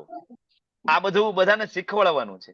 ભગવદ ગીતા આપવાની છે, ભાગવતમ આપવાનું છે, રામાયણ આપવાનું છે અને એનું જ્ઞાન આપવાનું છે. એની જગ્યાએ ચલમ ફૂકવી હોય અને ગાંજા પીવા હોય, સિગારેટ પીવી હોય, એમાં કોઈ ભગવાનની પ્રસન્નતા નથી. એમાં એ પોતાની પ્રસન્નતા છે. એટલે આ મિથ્યાચાર છે. બાકી સાચો સાધુ હોય, સાચો સંત હોય, એ પોતાના શરીર માટે પણ વિચાર કરતો નથી. બીડી સિગારેટ તો બહુ દૂરની વાત છે. બરાબર, એવા મહાન મહાન વૈષ્ણવો થયા છે, સનાતન ગોસ્વામી, રૂપ ગોસ્વામી, રઘુનાથ દાસ ગોસ્વામી, રઘુનાથ ભટ્ટ ગોસ્વામી, કે એના પોતાના શરીર માટે ખાવાનું પણ બંધ કર્યું છે. એટલો પણ એની પાસે સમય નહોતો. ખાલી એક વાટકો છાશ અઠવાડિયામાં 3 દિવસ ખાલી લેતા. એક વાટકો છાશ. સમય નહોતો, પ્રચાર ખૂબ કરવો હતો. આવા સંતો મહંતો થયા છે. બીડી સિગારેટ, ચરસ, ગાંજા, ચલમ બહુ દૂરની વાત છે. 2 ટાઈમનું જમવાનું પણ સાચા સંન્યાસીઓ છે ને, એ જો સમય ના હોય ને તો લેવાનું નથી, એ ટાળી દેતા. આપણા સંસ્થાના આચાર્ય, ફાઉન્ડર આચાર્ય, બરાબર, હિઝ ડિવાઇન ગ્રેસ એસી ભક્તિદાન સ્વામી શીલ પ્રભુપાદ, એક વખત દિલ્હીમાં બેઠા છે, પ્રેસની ઓફિસમાં, બરાબર, શરીર એકદમ દૂડું પાતળું થઈ ગયું છે, એકદમ નિર્બળ, બરાબર, અશક્ત લાગે છે, અને બેઠા છે, અને પ્રેસનો માલિક એને કહે છે, બરાબર, આવ્યા હતા ભાગવતમ પ્રિન્ટ કરાવવા માટે, ખિસ્સામાં પૈસા હતા ભાગવતમ પ્રિન્ટ કરવા માટે, બરાબર. પ્રેસનો માલિક કહે છે કે દાદા તમે જમ્યા નથી એવું લાગે છે મને, બરાબર, કેટલાય દિવસથી. તમે પાણી પીશો? પાણી આપ્યું, પ્રભુપાદે પાણી પીધું. અને તમે જમ્યા નથી? પ્રભુપાદ કે હા, કે હું જમ્યો નથી, કારણ કે મારી પાસે અત્યારે એક તો સમય નથી, અને બીજું મારી પાસે લક્ષ્મી નથી, ખાવા માટે મારી પાસે પૈસા નથી. તો પ્રેસ વાળો કહે છે પૈસા તો છે એટલે તમે બુક પ્રિન્ટ કરાવો છો. ત્યારે પ્રભુપાદ કે છે પૈસા તો ભાગવતમના છે, બરાબર. એ ભાગવતમની પ્રતો હેન્ડ ટુ હેન્ડ આપી છે, એમાંથી પૈસા આવ્યા છે, અને ભાગવતમનો એક એક પૈસો ભાગવતમ માટે વપરાય, મારા શરીર માટે ના વપરાય. આ સંતો થયા છે આ ભારત ભૂમિ ઉપર, બરાબર. તો આ ખરેખર સંન્યાસ લેવાનો આ ઉદ્દેશ્ય છે ને, બરાબર. આખો સંસાર, ઘર પરિવાર છોડીને ભાગવતમ આપવું, ભગવદ ગીતા આપવી. જમતા નહોતા પ્રભુપાદ, ખાલી 1-1.5 કલાક સુતા હતા, 1 થી 1.5 કલાક, બરાબર. તમે વાંચો ક્યારેક, મેં તમને ઓલી સિરિયલ કીધી હતી અભય ચરણ, ક્યારેક જોજો સમય મળે તો. પછી પ્રભુપાદ લીલામૃત વાંચો. આને કહેવાય સાચો સંન્યાસ. અને એ લેવલ નું કન્વિક્શન ના આવ્યું હોય અને ઘર છોડીને ગયા હોય. મહાન એક રાજા, ભરત રાજા, ઋષભદેવના પુત્ર, જેના નામ ઉપરથી આપણા દેશનું નામ પડ્યું ભારત. એકચ્યુઅલી બે ભરત રાજા છે. અહીંયા હું જે વાત કરું છું ઋષભદેવના પુત્ર, બીજા એક કશ્યપ ઋષિના પુત્રની પણ વાત છે, પણ એ ચર્ચા આપણે નથી કરવી. આપણે અહીંયા ભરત રાજા, જેના નામ ઉપરથી ભારત વર્ષ આપણું નામ પડ્યું. સમ્રાટ હતા, ગુણવાન, જ્ઞાન સંપત્તિવાન, પ્રજા વત્સલ રાજા, અને રામ રાજ્ય જેવું એનું રાજ્ય ડાયરેક્શન એટલું હતું. એ સમય વૈદિક સમય હતો. એનું પોતાનું જે એજ્યુકેશન ગુરુકુળમાં થયું, અને એને ખબર હતી મનુષ્ય જીવનનો ઉદ્દેશ્ય શું. અથા તો બ્રહ્મ જિજ્ઞાસા છે ને, બરાબર, વેદોમાં રૂચા છે કે મનુષ્ય શરીર તમને મળે તો તમને એ જિજ્ઞાસા થવી જોઈએ. અથા તો બ્રહ્મ જિજ્ઞાસા, હું કોણ છું, હું ક્યાંથી આવ્યો છું, અને આ મનુષ્ય શરીરનો ઉદ્દેશ્ય શું છે, પ્રશ્ન થવા જોઈએ. બરાબર, થયા પ્રશ્ન કોઈ દિવસ નહીં? સવારે ઉઠીએ, કામ પર જઈએ, પાછા આવીએ, ખાઈએ, સુઈ જઈએ, રવિવાર આવે ફરવા જઈએ, ઘરે આવીએ, સોમવાર આવે પાછા હતા નહીં. આખી જિંદગી નીકળી ગઈ ને. પૈસા પૈસા પૈસા પૈસા, ઘર બનાવ્યું, ગાડી બનાવ્યું, બરાબર, ગાડી લીધી, બંગલા, બસ પૂરું, ફિનિશ. આખું જગત તો આ કરે છે, તમે શું નવીન કર્યું છે? શું મનુષ્ય જીવનનો ઉદ્દેશ્ય આ છે? શાસ્ત્રમાં ક્યાંય લખ્યું હોય તો મને બતાવો, બરાબર ને? તો રાજાને ખબર હતી, અથા તો બ્રહ્મ જિજ્ઞાસા. રાજા 50 વર્ષને આયુષ્ય પૂરું થાય, કારણ કે પેલા 25 વર્ષ બ્રહ્મચાર્યશ્રમ, બીજા 25 વર્ષ ગૃહસ્થાશ્રમ, ત્રીજા 25 વાનપ્રસ્થ, ચોથા 25 સંન્યાસ, બરાબર. તો પેલા 25 વર્ષ ભણવાનું, બીજા 25 વર્ષ લગ્ન કરવાના, ગૃહસ્થાશ્રમમાં રહેવાનું, બરાબર, અને સાથે સાથે પતિ પત્ની મળીને ભક્તિ કરવાની. જેવા 50 વર્ષ થાય, બાળકો મોટા થાય અને એ કમાતા થઈ જાય, 50 વર્ષ પૂરા થાય અને 51મું વર્ષ ચાલુ થાય, એટલે આપણે શું કહી, હવે આપણે વનમાં આવી ગયા કહીએ ને. 51મું તો કે હવે વનમાં આવી ગયા. 51, 52, 53, ખરેખર વનમાં જાય છે? જાતા નથી અને સમય પણ નથી વનમાં જવાનો. તો ઘરમાં બેસીને જ વનમાં જવું એટલે શું? ઘરમાં બેસીને જ ઘરથી અલિપ થઈ જવું. પછી આપણે તોય ઘરમાં દખલગીરી કરવી હોય ઘરમાં બેઠા બેઠા, બરાબર. પછી બાળકોની રીતના એ જે કમાતા હોય જે કરવું એ કરો, બસ હું માળા કરીશ, હું ભગવાનના દીવાબત્તી કરીશ, આરતી કરીશ ને ભક્તિ કરીશ. આ 51મા વર્ષે આ ચાલુ થવું જોઈએ. એને કહેવાય સાચો વનમાં પ્રવેશ કરવો. રાજાને ખબર હતી, બરાબર. એવડા મોટા રાજા હતા ને તો બધું છોડીને જતા રહ્યા હતા. જેના નામ ઉપરથી આ દેશનું નામ ભારત પડ્યું. આપણાથી 100 વારની આપણું મકાન નથી છૂટતું, એમાંય લોન ચાલુ હોય, એ ના છૂટે, બરાબર. આ રાજા મહારાજાઓ એ બધું છોડી દેતા, કારણ કે એને વેદો વાંચ્યા હતા, પુરાણ ઉપનિષદોનું જ્ઞાન હતું. રાજા છોડીને ગયા નેપાળમાં ગંડકી નદી ના કિનારે બેસી ગયા અને ભગવાનને પ્રસન્ન કરવા માટે યજ્ઞ, નામ, જપ, શાસ્ત્ર પઠન બધું ચાલુ થયું, બરાબર. અને એક દિવસ એવું થયું, પુલહાશ્રમ નામની જગ્યા, અને એવું થયું કે એક હરણ, ગર્ભીર હરણ હતું, પેટમાં નાનું બચ્ચું હરણ હતું, એની પાછળ કોઈક હિંસક પશુ, સિંહ, દીપડો કંઈક પાછળ પડ્યું અને હરણ દોડતું દોડતું, બરાબર, એ નદીને ઠેકી ગયું. અને સિંહની ગર્જનાના કારણે રાજાને ધ્યાન તૂટી ગયું ને રાજાએ જોયું, બરાબર. અને એ હરણે જમ્પ માર્યું ને તો એની ડિલિવરી ત્યાં જ થઈ ગઈ, બરાબર. અને એ હરણ ત્યાં મરી ગયું મોટું, અને નાનું બચ્ચું હરણ પાણીમાં તણાવા લાગ્યું, બરાબર. હવે સ્વાભાવિક છે, ભગવાનના ભક્ત છે, રાજા છે, બરાબર. પ્રજા ઉપર તો એને કરુણા હોય, અને રાજાની પ્રજા એટલે એમાં બધા આવે. પશુ પક્ષી પણ રાજાની પ્રજા છે. અત્યારે જેવું નથી, અત્યારે તો બધા કાયદા ખાલી માણસો માટે જ છે. બાકી ગાયું બધા રખડતા હોય રોડ ઉપર, એના માટે બિચારા માટે કોઈ કાયદા નથી, કોઈ પશુ માટે કોઈ કાયદા નથી. પેલાના રાજા આવા નહોતા. પેલાના રાજા માટે એની પ્રજા એટલે બધા જ, એના રાજ્યમાં રહેતા બધા પશુ પક્ષીથી લઈને બધા. તો રાજાને દયા આવી, નાનું એવું હરણ હતું, લઈ લીધું, સાફ કર્યું, બરાબર, દેખરેખ રાખવાની ચાલુ કરી, એનું ખાવા પીવાની વ્યવસ્થા કરી, બધું કર્યું. વાંધો નથી, કરવું જોઈએ, પણ થોડું હરણ મોટું થયું પછી એને છોડી દેવું જોઈતું હતું. કારણ કે રાજા શેના માટે આવ્યા હતા જંગલમાં? ભગવત પ્રાપ્તિ માટે, બરાબર. હવે થયું એવું કે હરણ મોટું થયું અને હરણમાં આસક્તિ થઈ ગઈ, બરાબર ને. મારું હરણ ખાધું હશે કે નહીં, પીધું હશે કે નહીં, ક્યાં હશે, ક્યાં ગયું. થોડીક વાર દૂર જાય તો રાજા, બરાબર, તરફડિયા મારવા માંડે. એમાં એક દિવસ હરણ દૂર ગયું ને સાંજે પાછું ના આવ્યું, બરાબર. અને રાજા, બરાબર, એની પાછળ શોધમાં નીકળી ગયા. શોધતા શોધતા રાજા છે પહાડ ઉપર ગયા ને પગ પોતાનો લપસી ગયો અને રાજા પડી ગયા. રાજા પડ્યા, માથું ભટકાયું અને રાજાનું એ જ સમયે મૃત્યુ થયું. હવે મૃત્યુ સમય યાદ કોણ હતું? હરણ. તો ભગવદ ગીતાના 8મા અધ્યાયના 6થા શ્લોકમાં ભગવાને કીધું છે, યમ યમ વાપી સ્મરન ભાવમ ત્યજન્તે કલેવરમ તમ તમે વેતિ કોંતેય સદા તદભાવ ભાવિત. કે મૃત્યુ સમયે જે ભાવ, જેનું સ્મરણ ભાવમ, જે ભાવનું સ્મરણ યાદ હશે ને, તમ તમે વેતિ કોંતે, એને એ પામશે, એની ઈચ્છા પૂરી થશે અને એ થશે, બરાબર. તો મૃત્યુ સમયની ઈચ્છા અને આખા જીવન દરમિયાન કરેલા કર્મ, આ બે વસ્તુનું સર્વયું એટલે નવું શરીર આપણને પ્રાપ્ત થાય. તો રાજા બન્યા હરણ, નેક્સ્ટ શરીર મળ્યું કોનું? હરણનું. પણ ભગવાનની ભક્તિ કરી હતી એટલે એને યાદ હતું કે ગયા જન્મમાં હું રાજા ભરત હતો અને મારાથી એક ભૂલ થઈ ગઈ છે, હરણની આસક્તિ થઈ ગઈ અને મારું જે મિશન હતું ભગવાનને પ્રાપ્ત કરવાનું અધૂરું રહી ગયું. હરણને યાદ હતું.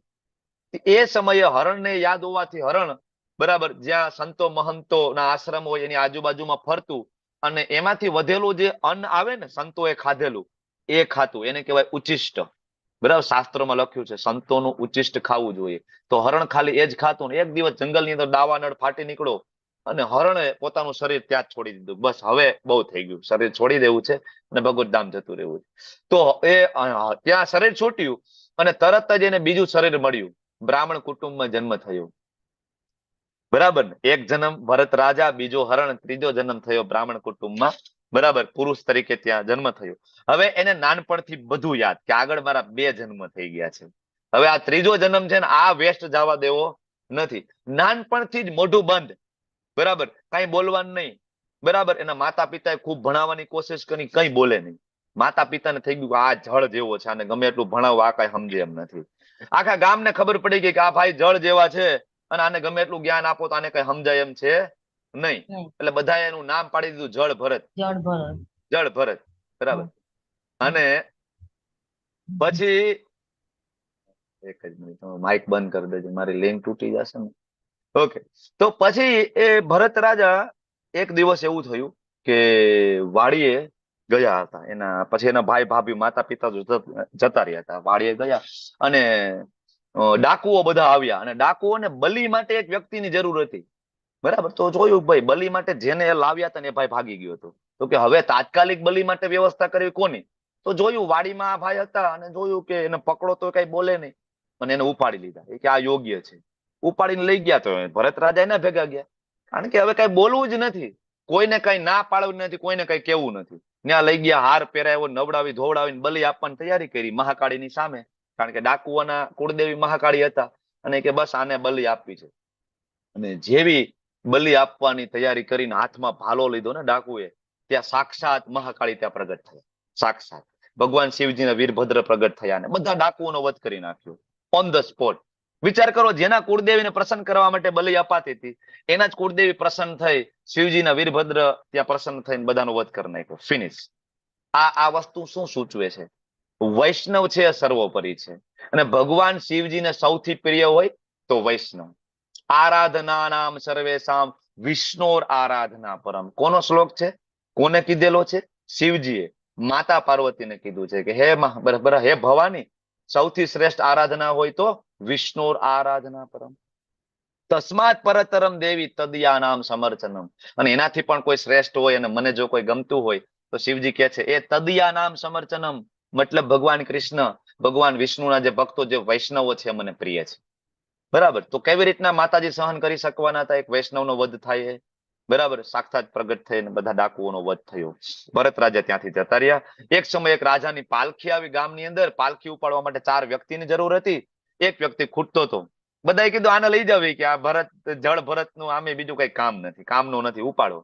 બરાબર, જળ ભરત ને લઈ ગયા. ખરેખર ભરત રાજા ખૂબ જ્ઞાની હતા, કારણ કે એને બધું યાદ હતું. આગળના જન્મમાં વેદો ઉપનિષદો વાંચ્યા, બધું પરફેક્ટ યાદ હતું. અને આ જીવનમાં એનો ગોલ હતો ભગવત પ્રાપ્તિ કરી લેવી. એટલે મનમાં ભગવાનનું નામ, કથા, કીર્તન બધું ચાલતું હતું. બાળ દેખાડો કઈ નહીં, બાળ બધાને એમ લાગે કે ગાંડો છે. બરાબર, આવી રીતના પાલખી ઉપાડી, પણ નીચે જોવે છે કીડી મકોડા કે એવું કઈ આવે ને તો આમ જમ્પ, બરાબર કહેવાય કે પગ ઊંચા લઈ લે, જમ્પ કરતા કરતા પાલખી ચલાવે તો પાલખી ઊંચી નીચી થાય. અંદર ઓલો રાજા બેઠો, રાજા અલગ ડોલક થાય. બરાબર, રાજા એક વાર કીધું, 2 વાર કીધું, 3જી વાર રાજાનો બરાબર પારો ચડી ગયો, રાજા તરત ઉતરે. કોણ છે કે મૂર્ખ, પાલખી ચલાવતા નથી આવડતી રાજાની પાલખી, ન કહેવાના કેટલા બધા શબ્દો કીધા. ત્યારે જળ ભરત, આ તમે છેલ્લું પિક્ચર જોવો છો ને, એને મોઢું ખોલ્યું અને પછી એ જ્ઞાન આપે છે કે રાજન, તું તો કદાચ એકાદા બરાબર 4, 5, 10 ગામડા 15 ગામડાનો કદાચ રાજા હશો, પણ હું એ ભરત રાજા છું જેના નામ ઉપરથી આ દેશનું નામ ભારત વર્ષ પડ્યું છે. બરાબર, હું એ ભરત છું, ઋષભદેવનો પુત્ર.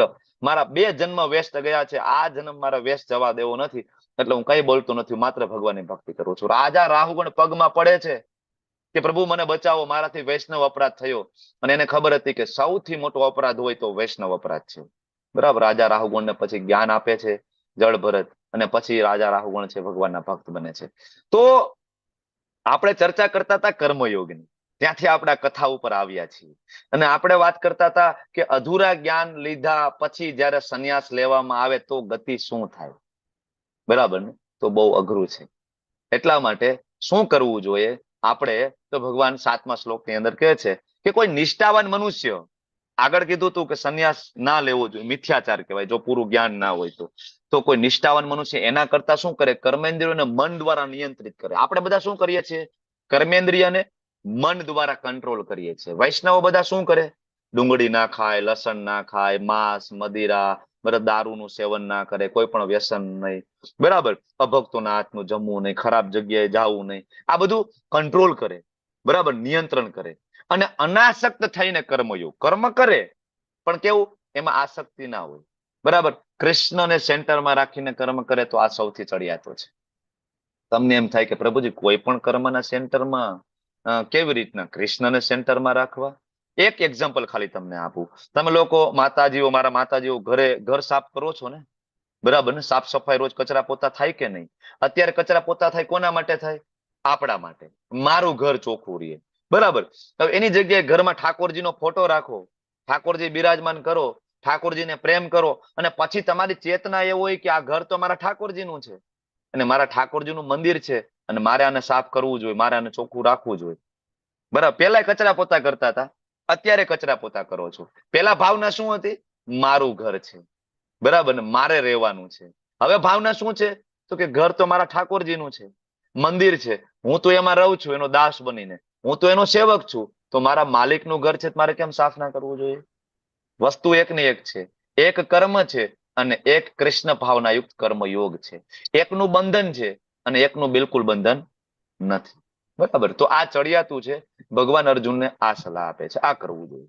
બરાબર, એટલે ભગવાન 8મા શ્લોકમાં અર્જુનને કહે છે, અર્જુન, નિયત કર્તવ્ય કર્મ કરવું પડશે, કારણ કે કર્મ નહીં કરવા કરતા કર્મ કરવું વધારે સારું છે. બરાબર, ઘણા બધા ભગવદ્ ગીતાનો આ શ્લોક છે, વાંચી લે. નિયતમ કુરુ કર્મત્વમ કર્મ જ્યાયો હિ અકર્મણમ. જોયું, ભગવાને કીધું ભગવદ્ ગીતામાં કર્મ કરવાનું છે. એટલે એ એવું માની લે કે આજે આપણે કર્મ કરીએ છીએ ને એ કર્મ, અથવા તો આપણે દાન પુણ્ય કરીએ છીએ ને એ કર્મ. અહીંયા નથી તો પુણ્ય કર્મની વાત, નથી તો પાપ. હવે તમને પ્રશ્ન થાય, પુણ્ય કર્મની વાત એ નથી ને પાપ કર્મની વાત નથી, તો આ ત્રીજું કયું? બરાબર ને, એ શીખશું આપણે આજે. ભગવાન અહીંયા પાપ કર્મ પણ નહીં, પુણ્ય કર્મ પણ નહીં, કૃષ્ણ ભાવનાયુક્ત કર્મ એટલે અકર્મ કરવાની વાત કરે છે. બરાબર, કારણ કે કર્મ કર્યા વગર કોઈ રહી શકશે નહીં, દેહનો નિર્વાહ પણ નહીં થઈ શકે. આ ફોટો બાજુમાં જોવો છો, વચ્ચે એક દાદા બેઠા છે, મોટી દાઢી વાળા. બરાબર, એ અમારા બ્રહ્મ મધ્વ ગૌડીય વૈષ્ણવ સંપ્રદાય ઇસ્કોન જેનો ભાગ છે, બ્રહ્મ મધ્વ ગૌડીય ઇસ્કોન એક સંસ્થાનું નામ છે, પરિવારનું નામ છે, સંપ્રદાયનું નામ છે બ્રહ્મ મધ્વ ગૌડીય વૈષ્ણવ સંપ્રદાય. તો આ વૈષ્ણવ સંપ્રદાયના મહાન આચાર્ય ભક્તિનો ઠાકોરજી છે. પોતે મેજિસ્ટ્રેટ હતા, એમને લગ્ન કર્યા હતા, 11 બાળકો હતા. અંગ્રેજોના સમયમાં એ મેજિસ્ટ્રેટ એટલે જજ સાહેબ હતા. એ સમયે લોકો બેરિસ્ટર બનીને આવતા ને બહારથી, તો 1 ફૂટ ઊંચા હાલતા. અને એ સમયે અમારા આચાર્ય ભગવાનના મહાન ભક્ત મેજિસ્ટ્રેટ હતા. બરાબર, અને એક સમયે એને નક્કી કર્યું કે હવે આ બધું છોડી અને ભગવાનની ભક્તિ કરવા માટે મારે માયાપુર જતું રહેવું છે, જ્યાં ભગવાન શ્રી ચૈતન્ય મહાપ્રભુનો જન્મ થયો. તો એ બધું છોડીને જતા રહ્યા. અંગ્રેજો પાછળ ગયા 15 દિવસમાં, તો કે તમે જે કામ 2 કલાક 3 કલાકમાં કરતા હતા એ કામ અમારા 1 અઠવાડિયામાં પણ પૂરું નથી થતું, મહેરબાની કરીને તમે પાછા આવો. ત્યારે ભક્તિનો ઠાકુર કહે છે કે મારી પાસે સમય નથી, મારે હવે ભક્તિ કરવી છે. ત્યારે અંગ્રેજો એમ કહે છે કે તમારો સમય બચે એના માટે અમે તમારા માટે સ્પેશિયલ રેલના પાટા નખાવી દઈએ. તો આજે પણ તમે માયાપુર બંગાળમાં જાઓ, માયાપુર થી લઈને કોલકાતા સુધીના પાટા નખાવેલા છે. ભક્તિનો ઠાકોરનું ઘર જ્યાં છે, બરાબર, ત્યાં 4 બોગીની ટ્રેન. ભારતની હિસ્ટ્રીમાં આ પેલો એવો પ્રસંગ છે કે ભગવાનના કોઈ ભક્ત માટે, વૈષ્ણવ માટે અંગ્રેજો દ્વારા પાટા નખાવવામાં આવ્યા ને 4 બોગીની ટ્રેન સ્પેશિયલ ભક્તિનો ઠાકોર માટે. ત્યાંથી એ બેસે, આવે, કામ કરે, પાછા ટ્રેનમાં જતા રહે. આને કહેવાય કર્મયોગ. બરાબર, ભગવાનને સેન્ટરમાં રાખીને એને કર્મ કર્યું અને આપણને કહ્યું. તો કર્મના મુખ્ય 4 પ્રકાર છે: વિકર્મ, કર્મ, નિષ્કામ કર્મ અને અકર્મ. વિકર્મ એટલે જેને તમે પાપ કર્મ કહીએ છીએ આપણે, શાસ્ત્રથી વિરુદ્ધ. વિ એટલે વિરુદ્ધ, એના ઉપરથી યાદ રાખવું. વિ એટલે વિરુદ્ધ, શાસ્ત્રથી. અને બીજું કર્મ, જેને સકામ કર્મ તરીકે ઓળખવામાં આવે છે. કર્મ અથવા સકામ. સ એટલે સારું, સકામ, બરાબર, એટલે ઈચ્છાઓ સાથે કરેલું કર્મ, સારું કર્મ, જેને આપણે પુણ્ય કર્મ તરીકે દાન કરીએ, પુણ્ય કરીએ, ગરીબોને ધાબળા ઉઢાડીએ, ગરીબોને અન્ન આપીએ, આ કરીએ છીએ ને, એ સકામ કર્મ કહેવાય. ઉપરનું પાપ કર્મ, નીચેનું પુણ્ય કર્મ. ત્રીજું છે નિષ્કામ કર્મ. ઘણા બધા કામ કરતા હોય, બરાબર, જે કર્મ કરતા હોય પણ નિસ્વાર્થ. દાન કરે તો જમણા હાથે દાન કરે તો ડાબા હાથને ખબર ના પડે, નિસ્વાર્થ. બરાબર, તો એ નિષ્કામ કર્મ. પણ એના કરતા પણ ચડિયાતું છે અકર્મ, કે જેની અંદર કૃષ્ણ સેન્ટરમાં છે. આ જયારે કર્મ કરવામાં આવે ને, આનું એકનું બંધન નથી, બાકી બધામાં કઈ ને કઈ બંધન છે. ખરાબ કર્મ નીચલી યોની આપે છે અને ભોગવવું પડે છે. સારું કર્મ ઉપરની યોની આપે છે અને સારું ફળ ભોગવવા મળે છે. બરાબર, તો કઈ ને કઈ રિઝલ્ટ પ્રાપ્ત થાય છે. તો આ કર્મને સમજવું બહુ જરૂરી છે, કારણ કે આ પ્રશ્ન આપણો હંમેશા હોય છે કે ભાઈ મેં કોઈ પાપ કર્યા નથી, મારી સાથે શું કામ ખરાબ થયું? અથવા અમારી બાજુમાં એક રહે છે, એ તો બુટલેગર છે, બરાબર, એ તો બિલકુલ ખરાબ માણસ છે, ફોર્ચ્યુનરમાં ફરે છે, મજા કરે છે, બરાબર, અને અમે તો બધા આખું ઘર ભક્તિ કરીએ અને બધું બરાબર છે, તો અમારી સાથે કેમ ખરાબ થાય? મેં એવું કઈ કામ નથી કર્યું, મને કેમ કેન્સર થાય, મને કેમ કોરોના થાય? આવા પ્રશ્ન થાય ને, બરાબર. આપણે ખાલી આપણા આ શરીરના અનુસંધાને અને એ શરીરના સમયગાળાના અનુસંધાને વિચારીએ કે મેં એવું કઈ કામ કર્યું નથી કે મને આવું શું કામ થયું. પણ કર્મ છે એ તો કેરી ફોરવર્ડ થાય છે, આગળ આવશે 9મા અધ્યાયમાં 8મા અધ્યાયમાં. કર્મ આ જન્મના આગળના જન્મમાં, એ જન્મના આગળના કેરી ફોરવર્ડ. તો આપણે તો આગળના જન્મમાં કરેલા યાદ નથી આપણને. આગળ આપણા હજારો જન્મ થયા છે, કઈ ને કઈ સારા ખરાબ કર્મ કર્યા છે, એનું તો આ રિઝલ્ટ છે, આ શરીર મળ્યું એ. બરાબર. જેવી રીતના એક ચાઇનીઝ બાંબુ એટલે વાંસ ઉગાડો ને તો શરીરમાં કઈ દેખાય નહીં, શરૂઆતમાં કઈ દેખાય નહીં, ઉગે નહીં. બરાબર. 1 મહિનો 2 મહિના સુધી એમાં કોઈ ગ્રોથ ના દેખાય. બરાબર. પછી 2 મહિના પછી સીધો ગ્રોથ દેખાય અને અચાનક જ બરાબર ને 50 ફૂટ 60 ફૂટ ઊંચું બાંબુ પ્રગટ થાય. કર્મનું પણ આવું જ છે. ઘણી વખત કર્મ હોય ને એ બીજ સ્વરૂપમાં હોય, પછી અંકુરિત થાય, ધીમે ધીમે ધીમે ધીમે મોટું થાય. એટલે ઘણી વખત જો પાપ અને પુણ્યના જે ફાઇલો છે ને એ ચિત્રગુપ્ત ના ચોપડે જુદી જુદી ચાલે છે. ઘણા બધાને આ વસ્તુનો એક ભ્રમ છે. ઘણા બધા પાપ કરે પછી પુણ્ય કરી આવે, ગંગાજીમાં સ્નાન કરી આવે, એમ થાય કે આપણે પાપ કર્યા હોય બળી જાય. બે ફાઇલો જુદી જુદી ચાલે છે. બરાબર. અત્યારે જે ફાઇલ ખુલી હશે ને એનું રિઝલ્ટ તમને મળે. બરાબર. ધારો કે કોઈ વ્યક્તિ છે, બુટલેગર છે, ખરાબ કામ કરે છે, પણ અત્યારે મજા કરે છે, તો એની અત્યારે જે ફાઇલ ખુલેલી છે પુણ્ય કર્મ વાળી ખુલેલી છે. જેવી પુણ્ય કર્મની ફાઇલ પૂરી થશે ને એ ખાતું નીલ થશે ને એટલે પાપ વાળી ખુલશે ને રાતોરાત એ વ્યક્તિ પાયમાલ થશે. ક્યાંક મર્ડર થઈ જશે, ક્યાંક એક્સિડન્ટ થશે, અપંગ થઈ જશે, હેરાન થઈ જશે. રાતોરાત બધા પૈસા જતા રહેશે. શેર બજારમાં નથી થતું આવું, જુગારમાં નથી થતું આવું, રાતોરાત પૈસા આવે, રાતોરાત જતા રહીએ. બરાબર. એ કર્મનો સિદ્ધાંત છે. એવી રીતના આપણા શરીરમાં આવતી બીમારી, આપણને મળેલો ઘર પરિવાર, પતિ પત્ની, સાસુ સસરા, ભાઈ બેન, કોઈ સમાજ, જાતિ, ધર્મ, દેશ, આ બધું ઓટોમેટિક નથી. આ ઓટોમેટિક નથી. પૂર્વ જન્મમાં કરેલા કર્મનું રિઝલ્ટ આપણને પ્રાપ્ત થાય છે. તો આમાંથી બચવું હોય તો શું કરવાનું?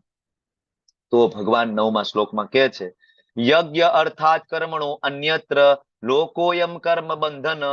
કર્મ બંધન થશે. ભગવાન કહે છે શેનું? તો કે યજ્ઞ અર્થાત કર્મણો અન્યત્ર. યજ્ઞ એટલે ભગવાન વિષ્ણુનું એક નામ છે. શ્રીમદ ભાગવત મહાપુરાણ સ્કંદ 1 અધ્યાય 3 વાંચો. ભગવાનના અલગ અલગ અવતારોની ચર્ચાઓ, એમાં ભગવાનનો જે 7મા અવતારની જે 7મા કે 8મો એક્ઝેક્ટ મને યાદ નથી, પણ પ્રજાપતિ અને આકૃતિના પુત્ર તરીકે ભગવાન કૃષ્ણ પ્રગટ થાય છે અને એનું નામ છે યજ્ઞ. ભગવાન વિષ્ણુનું નામ બીજું છે યજ્ઞ પુરુષ. તો યજ્ઞ પુરુષ વિષ્ણુ પ્રીત્યાર્થે જે કઈ કર્મ કરશો એનું કર્મ બંધન નહીં થાય. અન્યત્ર લોકો એમ કર્મ બંધન, બાકી બધા જ કર્મનું બંધન થાય. એટલે અહીંયા કહે છે તદર્થમ કર્મ કોન્તેય મુક્ત સંગ સમાચાર.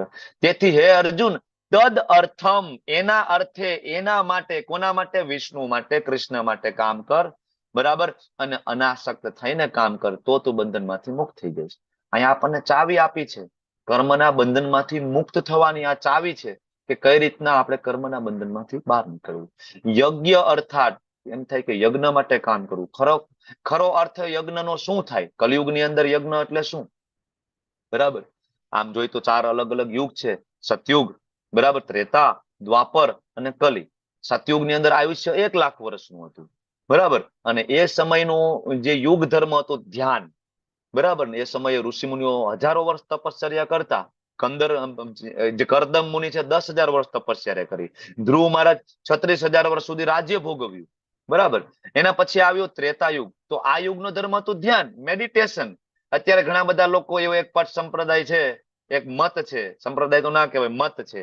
બરાબર. જે ભારત ગુજરાતમાં એનું કહેવાય વડું મથક પહાડ ઉપર બનાવ્યું છે.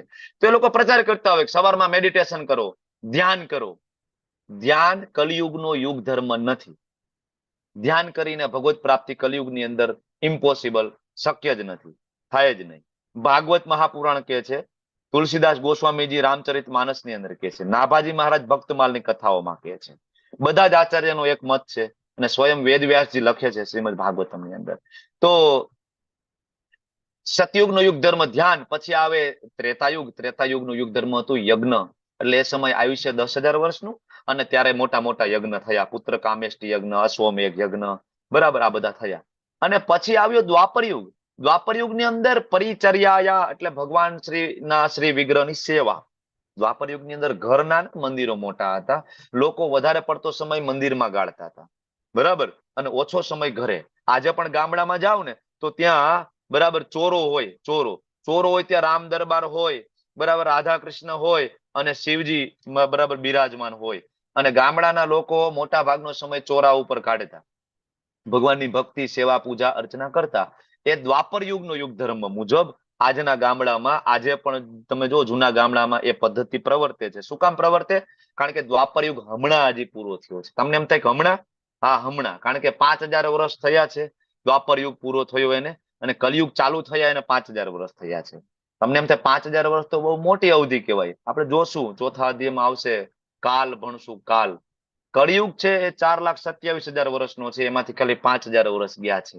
એટલે દ્વાપર યુગની પદ્ધતિ પણ અત્યારે છે, અને કલયુગની પદ્ધતિ શું છે? છેલ્લો યુગ આવે કલયુગ. કલયુગ કલો તદ હરિ કીર્તનાથ. કળિયુગની અંદર માત્ર ભગવાનનું નામ. અને એ જ વસ્તુ ભગવાને 10મા અધ્યાય અને 25મા શ્લોકમાં કીધું, યજ્ઞાનામ જપ યજ્ઞોસ્મિ. સાચો યજ્ઞ શું છે? જપ. અને એ જ વસ્તુ તુલસીદાસજી ગોસ્વામીએ રામચરિતમાનસમાં લખી. શું? કલયુગ કેવલ નામ આધારા. માત્ર નામ, બીજું કઈ નહીં. કલયુગની અંદર એક જ વસ્તુ થાય. શું થાય? ભગવાનનું નામ લઈ શકાય, બરાબર ને? તો શું થઈ શકે? હરે કૃષ્ણ કૃષ્ણ કૃષ્ણ હરે હરે, હરે રામ રામ રામ રામ હરે હરે. આ એક જ વસ્તુ થઈ શકે કલયુગની અંદર.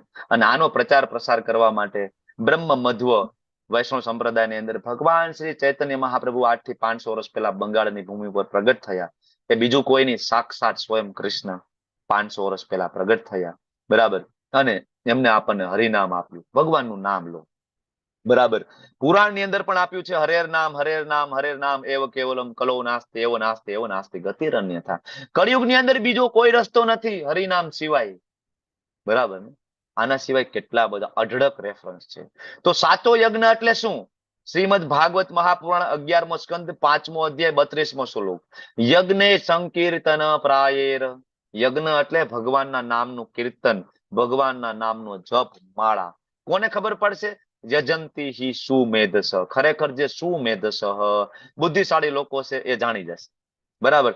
એટલા માટે ભગવાન શ્રી ચૈતન્ય મહાપ્રભુ આવ્યા, સાથે અદ્વૈત આચાર્ય, નિત્યાનંદ પ્રભુ, ગદાધર પંડિત, શ્રીવાસ આચાર્ય પંચ તત્વ તરીકે પ્રગટ થયા અને આપણને હરે કૃષ્ણ મહામંત્ર આપ્યું. આપણે આવતીકાલથી આ હરે કૃષ્ણ મહામંત્રની માળા કરશું. અને માળા કરતા પહેલા આ મંત્ર બોલવાનું હોય છે. એકચ્યુઅલી ચૈતન્ય મહાપ્રભુ એટલે કૃષ્ણ, નિત્યાનંદ પ્રભુ એટલે બલરામજી, અદ્વૈત આચાર્ય એટલે ભગવાન શિવજી, મહાદેવ પોતે, અને ગદાધર પંડિત એટલે શ્રીમતી રાધારાણી, અને શ્રીવાસ આચાર્ય એટલે નારદજી પોતે, બરાબર. આ બધા જ હમણાં 500 વર્ષ પહેલા પ્રગટ થયા. આનો રેફરન્સ ગોર ગણોદેશ દીપિકા એવી એક પુસ્તક, જે ગોડિયા વૈષ્ણવ સંપ્રદાયનું ઓથેન્ટિક પુસ્તકમાં આપ્યું છે. એના સિવાય પદ્મપુરાણ, ભવિષ્ય પુરાણ, શ્રીમદ ભાગવત મહાપુરાણ, અથર્વવેદ, બરાબર, અને ગરુડ પુરાણ, એની અંદર આ બધા રેફરન્સ સેમ મળશે કે ચૈતન્ય મહાપ્રભુ પોતે કૃષ્ણ છે, જેની ચર્ચા આપણે 14મા અધ્યાયમાં કરશું. તો આપણે બધા આવતીકાલથી માળા કરશું, કેવી રીતના જપ કરશું એની બધી ચર્ચા આપણે કરશું. આખા વિશ્વમાં જપ થઈ રહ્યા છે, કીર્તન થઈ રહ્યા છે, બરાબર. તો આપણે કરવા જોઈએ. ઓકે, હવે આ એક વસ્તુ થઈ જપ કરવાની. બીજું ભગવાન કહે છે 13મા શ્લોકની અંદર, યજ્ઞ શિષ્ટાશીન સંતો. પાપ કર્મમાંથી બચવું છે ને, બરાબર. તો ભગવાન આ બીજો રસ્તો આપે છે. યજ્ઞ શિષ્ટાશીન સંતો મુચ્યંતે સર્વ કિલ્બિષે ભુજ્યંતે તેત્વગમ પાપા યે પચંતે આત્મકારણાત. ભગવાનના ભક્તો છે સર્વ પ્રકારના પાપમાંથી મુક્ત થઈ જાય છે. કેવી રીતના? તો કે બધા ભગવાનને ભોગ લગાડે છે, બરાબર. યજ્ઞ શિષ્ટાશીન સંતો. આગળ ભગવાન 9મા અધ્યાયમાં પણ કહેશે, પત્રમ પુષ્પમ ફલમ તોયમ, બરાબર. યત કરોસી યજ્ઞાસી યત જુઓસી દદાતિ યત. આગળ 9મા અધ્યાયમાં આ બધા શ્લોકો આવશે. ભગવાનને ભોગ લગાડવો જોઈએ. ભોગ લગાડીએ તો શું થાય? તો એમાં રહેલા પાપ કર્મ જે છે એ ભગવાન પોતે લઈ લે, અને પ્રસાદ સ્વરૂપે જયારે ભગવાન આપણને આપે, તો એ જે ચક્રમાં જે પાપ કર્મ થયા એમાંથી આપણે બચી શકીએ છીએ. ભોગ લગાડવા માટે ભગવાનને ડુંગળી લસણ વગરનું બનાવી અને એમાં તુલસી પત્ર મૂકીને ભોગ લગાડવું. પણ તમને એમ પ્રશ્ન થાય કે ભાઈ અમે પાપ કર્મ કયા? બરાબર, અમે તો વેજીટેરિયન છીએ, અમે તો માંસ મચ્છી તો ખાતા નથી, તેમાં કયું પાપ કર્મ થાય? આવો પ્રશ્ન થાય ને. તો તમારે યજ્ઞ ચક્ર ત્રીજા અધ્યાયમાં આપ્યું છે, બરાબર ભણવું પડશે, સમજવું પડશે કે આપણી પ્લેટમાં આવતી એક ઘઉંની રોટલી, તમને એમ થાય હું વેજીટેરિયન છું, પણ એ ઘઉંની રોટલી, આ એક એક્ઝામ્પલ આપું છું, તમે બાજરાની લઈ શકો, જુવારની લઈ શકો, તમે બટેટાનું શાક લઈ શકો, તમે ઢોસા લઈ શકો, વોટ એવર, પણ હવે ઘઉંની રોટલીનું એક્ઝામ્પલ લઈને તમને સમજાવું કે પ્લેટમાં ઘઉંની રોટલી આવે એની પાછળ કેટલા પાપકર્મ થયા છે, વિચારો. પેલા તો ખેડૂત છે એ ટ્રેક્ટરથી ખેતરને ખેડે, બરાબર ને, કેટલા બધા જીવજંતુ અળસિયાઓ મરી જવાના ને ટ્રેક્ટરની નીચે આવીને, બળદના પગની નીચે આવીને. બીજને રોપશે, પાણી છોડશે ખેતરમાં, પાણી છોડશે, કેટલા બધા એમાં જીવજંતુઓ એમાં પાછા મરી જશે. ધીમે ધીમે એ છોડ મોટો થશે, ખેડૂત શું કામ કરશે? દવા છાંટશે. દવા છાંટશે તો કેટલા બધા બેક્ટેરિયા, કેટલા બધા જીવો મરી જશે. ખેડૂત એવું માને છે ખેતર મારું છે. પેલાના જમાનામાં ખેડૂત હતા ને તો બે ચાર કહેવાય ને ઓલા જે સાહ હોય ને, બરાબર, એમાં એ લોકો મકાઈ વાવતા ગાયો માટે, બે ત્રણ સાહ હોય તો એમાં એ જુવાર વાવતા પક્ષીઓ માટે, બરાબર ને. આવું કરતા જૂના ખેડૂત હશે, બધાને ખબર હશે, કારણ કે ખેડૂતને ખબર હતી કે આમાં બધાનો ભાગ છે, મારું નથી. અને આજે આપણને એમ છે કે આ બધું મારું છે, એટલે આપણે ઇલેક્ટ્રિક ફેન્સિંગ મૂકી દીધી ખેતરની આસપાસ, બરાબર ને. પછી એમાં બિચારા નિર્દોષ જીવજંતુઓ આવે, ફેન્સિંગ ને અડે અને મરી જાય, કાં તો હેરાન થાય. હવે બધા જ ફેન્સિંગ કરી દેશે તો આ લોકો ક્યાં ખાશે? બરાબર ને. આપણે ઘરે ગાયને એક રોટલી નાખવી નથી ને, બરાબર, ક્યાં જશે આ બધા પશુઓ? બરાબર ને. તો આ બધાની હત્યાનું પાપ લાગશે અને ઘઉં ઉગશે, બરાબર, એ થ્રેસર હલરમાં નાખશે, કોતરા જુદા પાડશે, એમાં કેટલાય જીવજંતુ મરશે, કોથરા ભરાય, ખટારામાં લોડ થશે, ખટારો ચાલીને યાર્ડ જશે, એના ટાયરની નીચે કેટલાય જીવજંતુઓ મરી જશે. યાર્ડમાં આવશે કોથરા, ત્યાંથી યાર્ડમાંથી એ ઘઉં જે ગ્રોસરી સ્ટોર, કરિયાણાવાળાની દુકાને આવશે અને ત્યાં ઉંદેડા મારવાની દવા મૂકશે, કારણ કે તમારો અનાજનો કોથરો કાપી ના જાય એટલે. એમાં કેટલાય ઉંદેડા મરી જશે, બરાબર ને, ઝેરી બિસ્કિટ ખાઈને. અને એ ઘઉં તમારી ઘરે આવશે અને ફ્લોર મિલમાં તમે દરાવવા માટે મૂકશો, નાના નાના જીવજંતુઓ ત્યાં મરી જશે ઘંટીમાં. અને પછી ઘરે લોટ આવશે અને એ લોટ બાંધીને તમે રોટલી બનાવશો, તમે એમ કહેશો નહીં નહીં નહીં, કોઈ પાપ નહીં, હું તો વેજીટેરિયન છું, બરાબર ને. તો એ શક્ય નથી કે આ જગતમાં થતું કોઈ પણ કાર્ય પાપથી પ્રભાવિત ના હોય, બરાબર. તો હવે કરવાનું શું? તો કે યજ્ઞ ચક્ર ભણવું. યજ્ઞ ચક્ર આપ્યું છે, અન્નાદ ભવતી ભૂતાની પર્જન્યાદ અન્ન સંભવ, યજ્ઞાદ ભવતી પર્જન્યો યજ્ઞ કર્મ સમુદ્ભવ. બધા પ્રાણીઓ અન્ન ખાય છે, પોષણ પામે છે ને, અન્ન ખાઈને આપણે બધા. અન્ન કેવી રીતના આવે? તો કે પર્જન્યાદ, પર્જન્યો એટલે વરસાદથી અન્ન આવે, બરાબર, અન્ન ઉગે. વરસાદ કોણ લઈ આવે? યજ્ઞાદ ભવતી પર્જન્યો, યજ્ઞ કરવાથી, નિયત કર્તવ્ય કર્મ કરવાથી. લેવલ 2 માં આ શ્લોકને વધારે ડિટેલમાં આપણે સમજશું કે ભાઈ યજ્ઞ કરવાથી વરસાદ કેમ થાય. આ આપણને જનરલી સમજાતું હોતું નથી, બરાબર. તો યજ્ઞ કરવાથી વરસાદ થાય અને યજ્ઞ નિયત કર્તવ્ય કર્મ કરો એનાથી યજ્ઞ થાય. તો આ એક યજ્ઞ ચક્ર છે અને ભગવાનને આપણે ફરીથી આપણે અર્પિત કરી દેવું પડે. અને જો આપણે આ ના કરીએ, આ વેદો દ્વારા આ યજ્ઞ ચક્રનું જો આપણે પાલન ના કરીએ ને, તો આપણું જીવન પાપમય છે. અને મનુષ્ય માત્ર ઇન્દ્રિય તૃપ્તિ, ખાલી પોતાના માટે જીવતો જીવતો એ મરી જાય છે, એનું જીવન છે વ્યર્થ છે. તો આ યજ્ઞ ચક્ર છે. ભગવાન દ્વારા વેદ આવ્યા, વેદ દ્વારા આપણે જ્ઞાન પ્રાપ્ત થયું. જેટલા પણ જ્ઞાન છે આ જગતની અંદર, એનો સોર્સ વેદ છે. કોઈ માને કે ના માને, જેટલા પણ રિસર્ચ થયા આ જગતની અંદર, બરાબર, જેટલા પણ વૈજ્ઞાનિકોએ કર્યા, એનો માત્ર ને માત્ર પાયો વેદ છે. એ વૈજ્ઞાનિકો સ્વીકારતા નથી, કારણ કે નહીંતર એને રોયલ્ટી મળે, બરાબર ને, એટલા માટે. બાકી એનું અલ્ટિમેટ બેઝ વેદ છે જ્ઞાનનું. તો એ વેદ દ્વારા જ્ઞાન મળ્યું, જ્ઞાન દ્વારા આપણે યજ્ઞ કર્યા, બલિદાન કર્યા, નિયત કર્તવ્ય કર્મો કર્યા, એનાથી દેવતાઓ પ્રસન્ન થયા અને આપણને વરસાદ પ્રાપ્ત થયો, વરસાદ દ્વારા અન્ન પ્રાપ્ત થયું. અને એ અન્ન જ્યારે ભગવાનને ફરીથી અર્પણ કરવામાં આવે તો આ યજ્ઞ ચક્ર પૂરું થયું. આ ચક્રમાં કંઈ પણ પાપ થયું તો ભગવાન એ પાપ અને તમે બે જાણો, હું તો તમારા ચક્રમાંથી આવ્યું ને તમને પાછું આપી દીધું. તમને ઈચ્છા પડે તો મને પ્રસાદ સ્વરૂપે પાછું આપે. તો ભગવાન પ્રસાદ સ્વરૂપે પાછું આપે, એ જયારે ગ્રહણ કરીએ છીએ ત્યારે પાપથી પ્રભાવિત નથી. એટલે પ્રસાદની અંદર બહુ શક્તિ છે. પ્રસાદ, પ્રભુના સાક્ષાત દર્શન, બરાબર ને. તો ભગવાન અર્જુનને સમજાવે છે, અર્જુન કર્મ તો કરવું જ પડશે. તું એમ કહેશ કે હું જંગલમાં જતો રહું, ભગવાન ઉદાહરણ આપે છે. જનક રાજાનું એક્ઝામ્પલ 20મા શ્લોકમાં આપીને અર્જુનને કહે છે, અર્જુન, જનક જેવા મહાન રાજાઓ હતા ને, એને કર્મ કર્યું હતું, તું એમ કહેશ કે નથી કરવું, જંગલમાં જવું છે. જનક રાજાને કામ કરવાની જરૂર હતી. જનક રાજા કોના સસરા હતા? જનક રાજા, પ્રભુ રામચંદ્રજીની. જનક રાજાના દીકરી કોણ? સાક્ષાત ભગવતી, સાક્ષાત દેવી જાનકી માતા સીતાજી.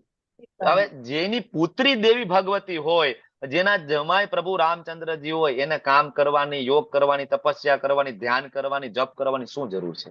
છતાં પણ એને બધું કર્યું. શું કામ? કારણ કે સમાજમાં એક એક્ઝામ્પલ એસ્ટાબ્લિશ કરવા માટે. એ ના કરે તો પાછળ પ્રજા પણ ના કરે. બરાબર. ભગવાન અર્જુનને કહે છે, અર્જુન રોલ મોડેલ બનવું પડશે. યદ યદ આચરતી શ્રેષ્ઠ તત તત દેવેતરો જના. શ્રેષ્ઠ લોકો જે આચરણ કરશે ને, સમાજમાં બીજા લોકો એનું ઉદાહરણ લઈ અને એને ફોલો કરશે. અત્યારે કરીએ છીએ ને આપણે બધા, ક્રિકેટરો, ફિલ્મ સ્ટાર, એને ફોલો નથી કરતા. ધીમે ધીમે ધીમે હવે જો મોબાઈલ ના આશીર્વાદ સ્વરૂપે હવે તો ગામડામાં આ બરાબર ને દૂષણ બધું આવી ગયું છે. બરાબર. તો શ્રેષ્ઠ લોકો આપણે જેને માનીએ છીએ, ખરેખર શ્રેષ્ઠ લોકો નથી. શ્રેષ્ઠ કોણ છે? આપણા આચાર્ય છે, 12 મહાજન છે. બરાબર. એને ફોલો કરવા જોઈએ.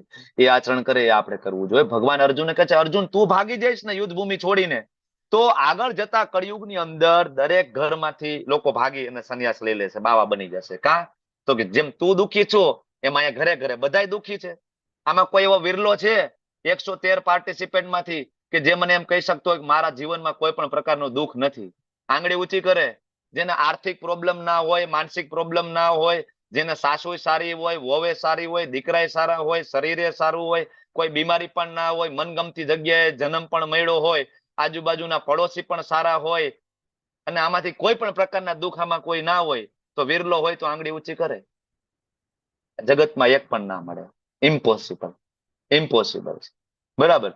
તો ભગવાન કહે છે કે અર્જુન કળિયુગમાં તો દરેક ઘરથી નીકળશે. બરાબર ને? પત્ની પીડિત, પતિ પીડિત, બરાબર, બધા નીકળી જશે. ચાલો છોડો ઘર બાર, ચલો હરિદ્વાર. અર્જુન ભાગી ગયા હતા, હું ભાગી જાઉં. 12 સાયન્સની એક્ઝામ દેવા, 12 કોમર્સની એક્ઝામ દેવા છોકરાઓ જશે ને, એ અધૂરું પેપર મૂકીને આવતા રહેશે. કા? તો કે પપ્પા એ કે અર્જુને ભાગી ગયો તો યુદ્ધ ભૂમિ ઉપરથી, અઘરું લાગ્યું હતું તો હું આવતો રહ્યો. એટલે ભગવાન કહે, અર્જુન યદ યદ આચરત શ્રેષ્ઠ તત તત દેવેતરો જના. બરાબર. હે પૃથાપુત્ર, હવે ભગવાન પોતાનું એક્ઝામ્પલ આપે. પેલા જનક રાજાનું આપ્યું, પછી અર્જુનને મોટિવેટ કર્યા. હવે ભગવાન અર્જુનને કહે છે, હજી નથી સમજાતું? બરાબર. હું તને મારું એક્ઝામ્પલ આપું. હું સ્વયં ભગવાન છું. ભગવાન કૃષ્ણ કહે છે, સ્વયં ભગવાન છું, ઈશ્વર છું, પરમાત્મા છું. મારા માટે કઈ કામ કરવાને છે? નમે પાર્થાસ્તિ કર્તવ્ય ત્રિષુ લોકેષુ કિંચન. ત્રણેય લોકમાં મારા માટે કોઈ કર્મ નથી. મારે કોઈ કામ કરવાની જરૂર નથી. મારે રામ તરીકે, કૃષ્ણ તરીકે આવવાની જરૂર નથી. મારે ગાયો ચરાવવા જવાની જરૂર નથી. મારે મર્યાદા પુરુષોત્તમ બનીને વનવાસ ભોગવવાની જરૂર નથી. મારે રાજપાટ હકાલવાની જરૂર નથી. મેં કર્યું છે. વાય? મારે કોઈ અભાવ હતો? ભગવાન કહે છે, સહસ્ત્ર સત લક્ષ્મી મારી સેવા કરે છે ગોલોક વૃંદાવન ધામમાં. બરાબર. શું કામ અહીંયા આવું છું? મારે કઈ મેળવવાની જરૂર છે? ભગવાન કહે છે, નહીં. છતાં પણ હું આવું છું, કર્તવ્ય કરું છું. બરાબર. તો તારે કરવું જોઈએ. ભગવાન પોતાનું એક્ઝામ્પલ આપે છે અને અર્જુનને પ્રોત્સાહિત કરે છે. અર્જુન સમજે છે, પણ અર્જુન ના મનમાં એક પ્રશ્ન થાય છે, પ્રભુ તમે ખૂબ સરસ સમજાવ્યું, બધું બરાબર છે, પણ આ કર્મ કરવામાં એક સૌથી મોટું રોડું કઈ બનતું હોય તો એ કામ છે. બરાબર. તો અહીંયા કહે છે કે એ પાપ છે. તો હવે અર્જુન ભગવાનને પૂછે છે, પ્રભુ હવે આ ભગવદ ગીતા સમજી ગયા, બધું બરાબર, અને પાપ શું છે એ બધું સમજાઈ ગયું, છતાં પણ એવું બને કે અજાણતા ક્યારેક પાપ તો થઈ જ જાય છે. થઈ જાય ને? આપણાથી ઘણી વાર એવું કામ થાય, પાછળથી પછતાવો થાય. એટલે અર્જુન ભગવાનને પૂછે છે, પ્રભુ એવું કોણ છે જે બળજબરીથી પાપ કરાવે છે, આપણી ઈચ્છા ના હોય તો પણ? ત્યારે ભગવાન એને જવાબ આપે છે કે અર્જુન, શ્રી ભગવાન ઉવાચ કામ એચ ક્રોધ એચ રજોગુણ સમુદ્ભવ મહાસનો મહાપાપમાં વિદ્યનમિ હવેરણમ. અર્જુન, સૌથી મોટો દુશ્મન, સૌથી મોટો શત્રુ, સર્વભક્ષી મહાપાપી શત્રુ કોઈ હોય, રજોગુણથી ઉત્પન્ન થયેલો કામ છે. કામ એટલે? કામ એટલે અસીમિત ઈચ્છાઓ, પોતાના માટેની બધી ઈચ્છાઓ, બીજાનું શરીર ભોગવવાની ઈચ્છાઓ, આ બધું જ કામ. બરાબર. અને કામ પૂરું ના થાય, કામ છે એ પૂરું થતું નથી. કારણ કે ગઈકાલે આપણે વાત કરી હતી એમ, પૂરું થાય તો આગળ ભોગવવાની ઈચ્છા થાય. ઈચ્છા કોઈની પૂરી થઈ છે આજ સુધી? શું લાગે છે? કામ વાસના, ઈચ્છા પૂરી થાય? મેં ગઈકાલે કીધું હતું, અલ્ટો લીધી હોય તો ક્રેટા લેવાની મન થાય, ક્રેટા લઈ તો BMW લેવાનું થાય. બરાબર. કામ વાસના પૂરી નથી થતી. લોકો 60 વર્ષે લગ્ન કરે છે, મોઢામાં દાંત પડી ગયા હોય 65 વર્ષે લોકો લગ્ન કરે છે, એવા વિરલાઓ છે. બરાબર ને? ઈચ્છા પૂરી થતી નથી. સૌથી મોટો પાપી છે. બરાબર. તો પ્રભુ આનું કઈ પ્રમાણ છે કામનું? બરાબર. 2%, 5%, 10%? તો ભગવાન એને 38મા શ્લોકમાં કે છે, હા અર્જુન, જેટલો કામ વધારે ને એટલું ભગવાન તરફ જવાની ગતિ ધીમી. ધારો કે અગ્નિ ધુમાડાથી, ભગવાન ઉદાહરણથી સમજાવે છે કે અગ્નિ ધુમાડાથી ઢંકાઈ જાય, ફૂંક મારો ધુમાડો દૂર જતો રહે, અગ્નિ પ્રગટ થાય. કામ વાસના ઓછી, બરાબર, કોઈ હરિનામ આપે, એકાદ બે વાર ક્લાસમાં આવે અને ભગવદ ગીતા સમજી જાય, ભગવાન તરફ જાય. બરાબર. પછી દર્પણ ધૂળથી, અરીસો ધૂળથી ખડાઈ ગયો હોય, સાફ કરવામાં બહુ મુશ્કેલી પડે. બરાબર ને? તો ઘણા બધાની કામ વાસના વધારે પડતી હોય તો બહાર નીકળવું બહુ મુશ્કેલ પડે. પશુ ચેતના, બરાબર. અને એનાથી નીચે ભ્રૂણ, બરાબર, ભ્રૂણ ગર્ભાશયમાં હોય, 9 મહિના પહેલા બાળક બહાર નીકળી ના શકે. તો ઘણાની કામ વાસના એટલી બધી પ્રબળ હોય, ગમે એટલા ક્લાસ એટેન્ડ કરે, બરાબર, તો સુધારો ના આવે. 9 મહિના પહેલા બહાર ના નીકળી શકે. એમ ઘણી વાર 9-10 વખત ક્લાસ કરીએ તો પણ એ ભગવત ભક્તિમાં આવે નહીં, માળા ના કરે. બરાબર. 9 મહિના, 9 વર્ષ, ઘણી વખત 90 વર્ષ. કારણ કે ગર્ભમાં કેટલા વર્ષ રહે તો એને ડિપેન્ડ કરે એની ચેતના. બરાબર. તો ડિપેન્ડ કરે કામ કેટલો છે. બરાબર. તો આ રીતના ભગવાન કહે છે જ્ઞાની જીવાત્માની શુદ્ધ ચેતના કામ રૂપી સનાતન શત્રુ દ્વારા ઢંકાઈ જાય ને, એ કોઈ દી સંતુષ્ટ ના થાય.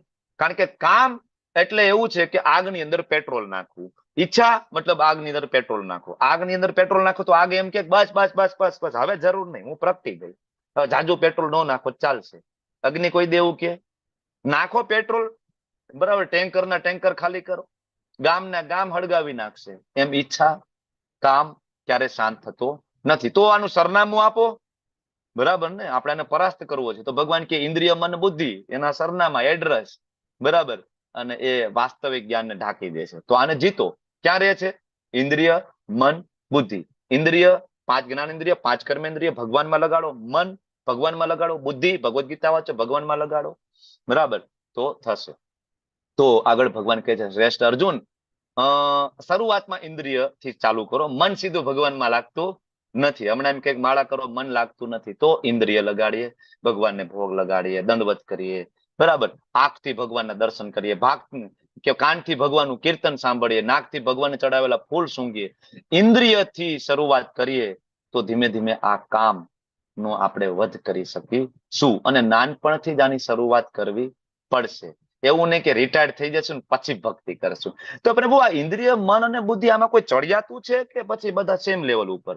તો ભગવાન કે હા, કર્મેન્દ્રિય જે છે આ શરીર કરતા ચડિયાતી, આંખ, નાક, કાન, અને ઇન્દ્રિય કરતા મન વધારે ચડિયાતું, મન કરતા બુદ્ધિ ઉપર છે, અને બુદ્ધિ કરતા આત્મા સૌથી ઉપર છે. અચ્છા, આત્મા સૌથી ઉપર હોય તો આત્માને ટાર્ગેટ કરવું હોય તો આત્માનો ખોરાક શું?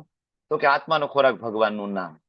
આત્માને જ્યારે જો આ જે રથ જોવો છો, કઠોપનિષદનો રેફરન્સ છે, 5 ઘોડા આગળ છે, 5 ઇન્દ્રિય છે, લગામ છે એ મન છે, અને અહીંયા જે સારથી બેઠો છે એ બુદ્ધિ છે, અને પાછળ બેઠો છે આત્મા છે. અત્યારે આપણે એવું થયું છે કે આપણે આત્માને જ ઓળખતા નથી. આપણે એવું માની લીધું કે હું જિજ્ઞેશ કોશિયા છું, બરાબર ને? આ માની લીધું છે એટલે અહીંયા આ કનેક્શન તૂટી ગયું. એટલે હવે સંચાલન બધું કોના હાથમાં છે? બુદ્ધિ અને મનના હાથમાં, બરાબર ને? એટલે અડધી રાત્રે જયારે મંચુરિયન ખાવાની ઈચ્છા થાય, બરાબર, જીભના કેવા ચટાકા, અને મનને ઈચ્છા થાય તો બુદ્ધિ શું કે હા હું વ્યવસ્થા કરી દઉં. મેં જોયું છે રાત્રે 12 વાગે કયું રેસ્ટોરન્ટ ખુલ્લું હોય, બરાબર, કારણ કે બુદ્ધિ કેવી છે? ભૌતિક. જ્યારે આ બુદ્ધિ ભગવાનમાં લાગે, આત્માને ભગવાનનું નામ મળે તો આત્મા પ્રબળ થાય. તરત જ આત્મા પાછળ બેઠો બુદ્ધિને કહે છે, ઓ ભાઈ, ઓ રાત્રે 12 વાગે મંચુરિયન ના હોય, બરાબર. તરત જ બુદ્ધિને ગાઈડ કરશે અને બુદ્ધિ તરફ લગામ ખેંચશે અને બધી જ ઇન્દ્રિયો એક દિશામાં ચાલશે. આપણું કેવું છે અત્યારે?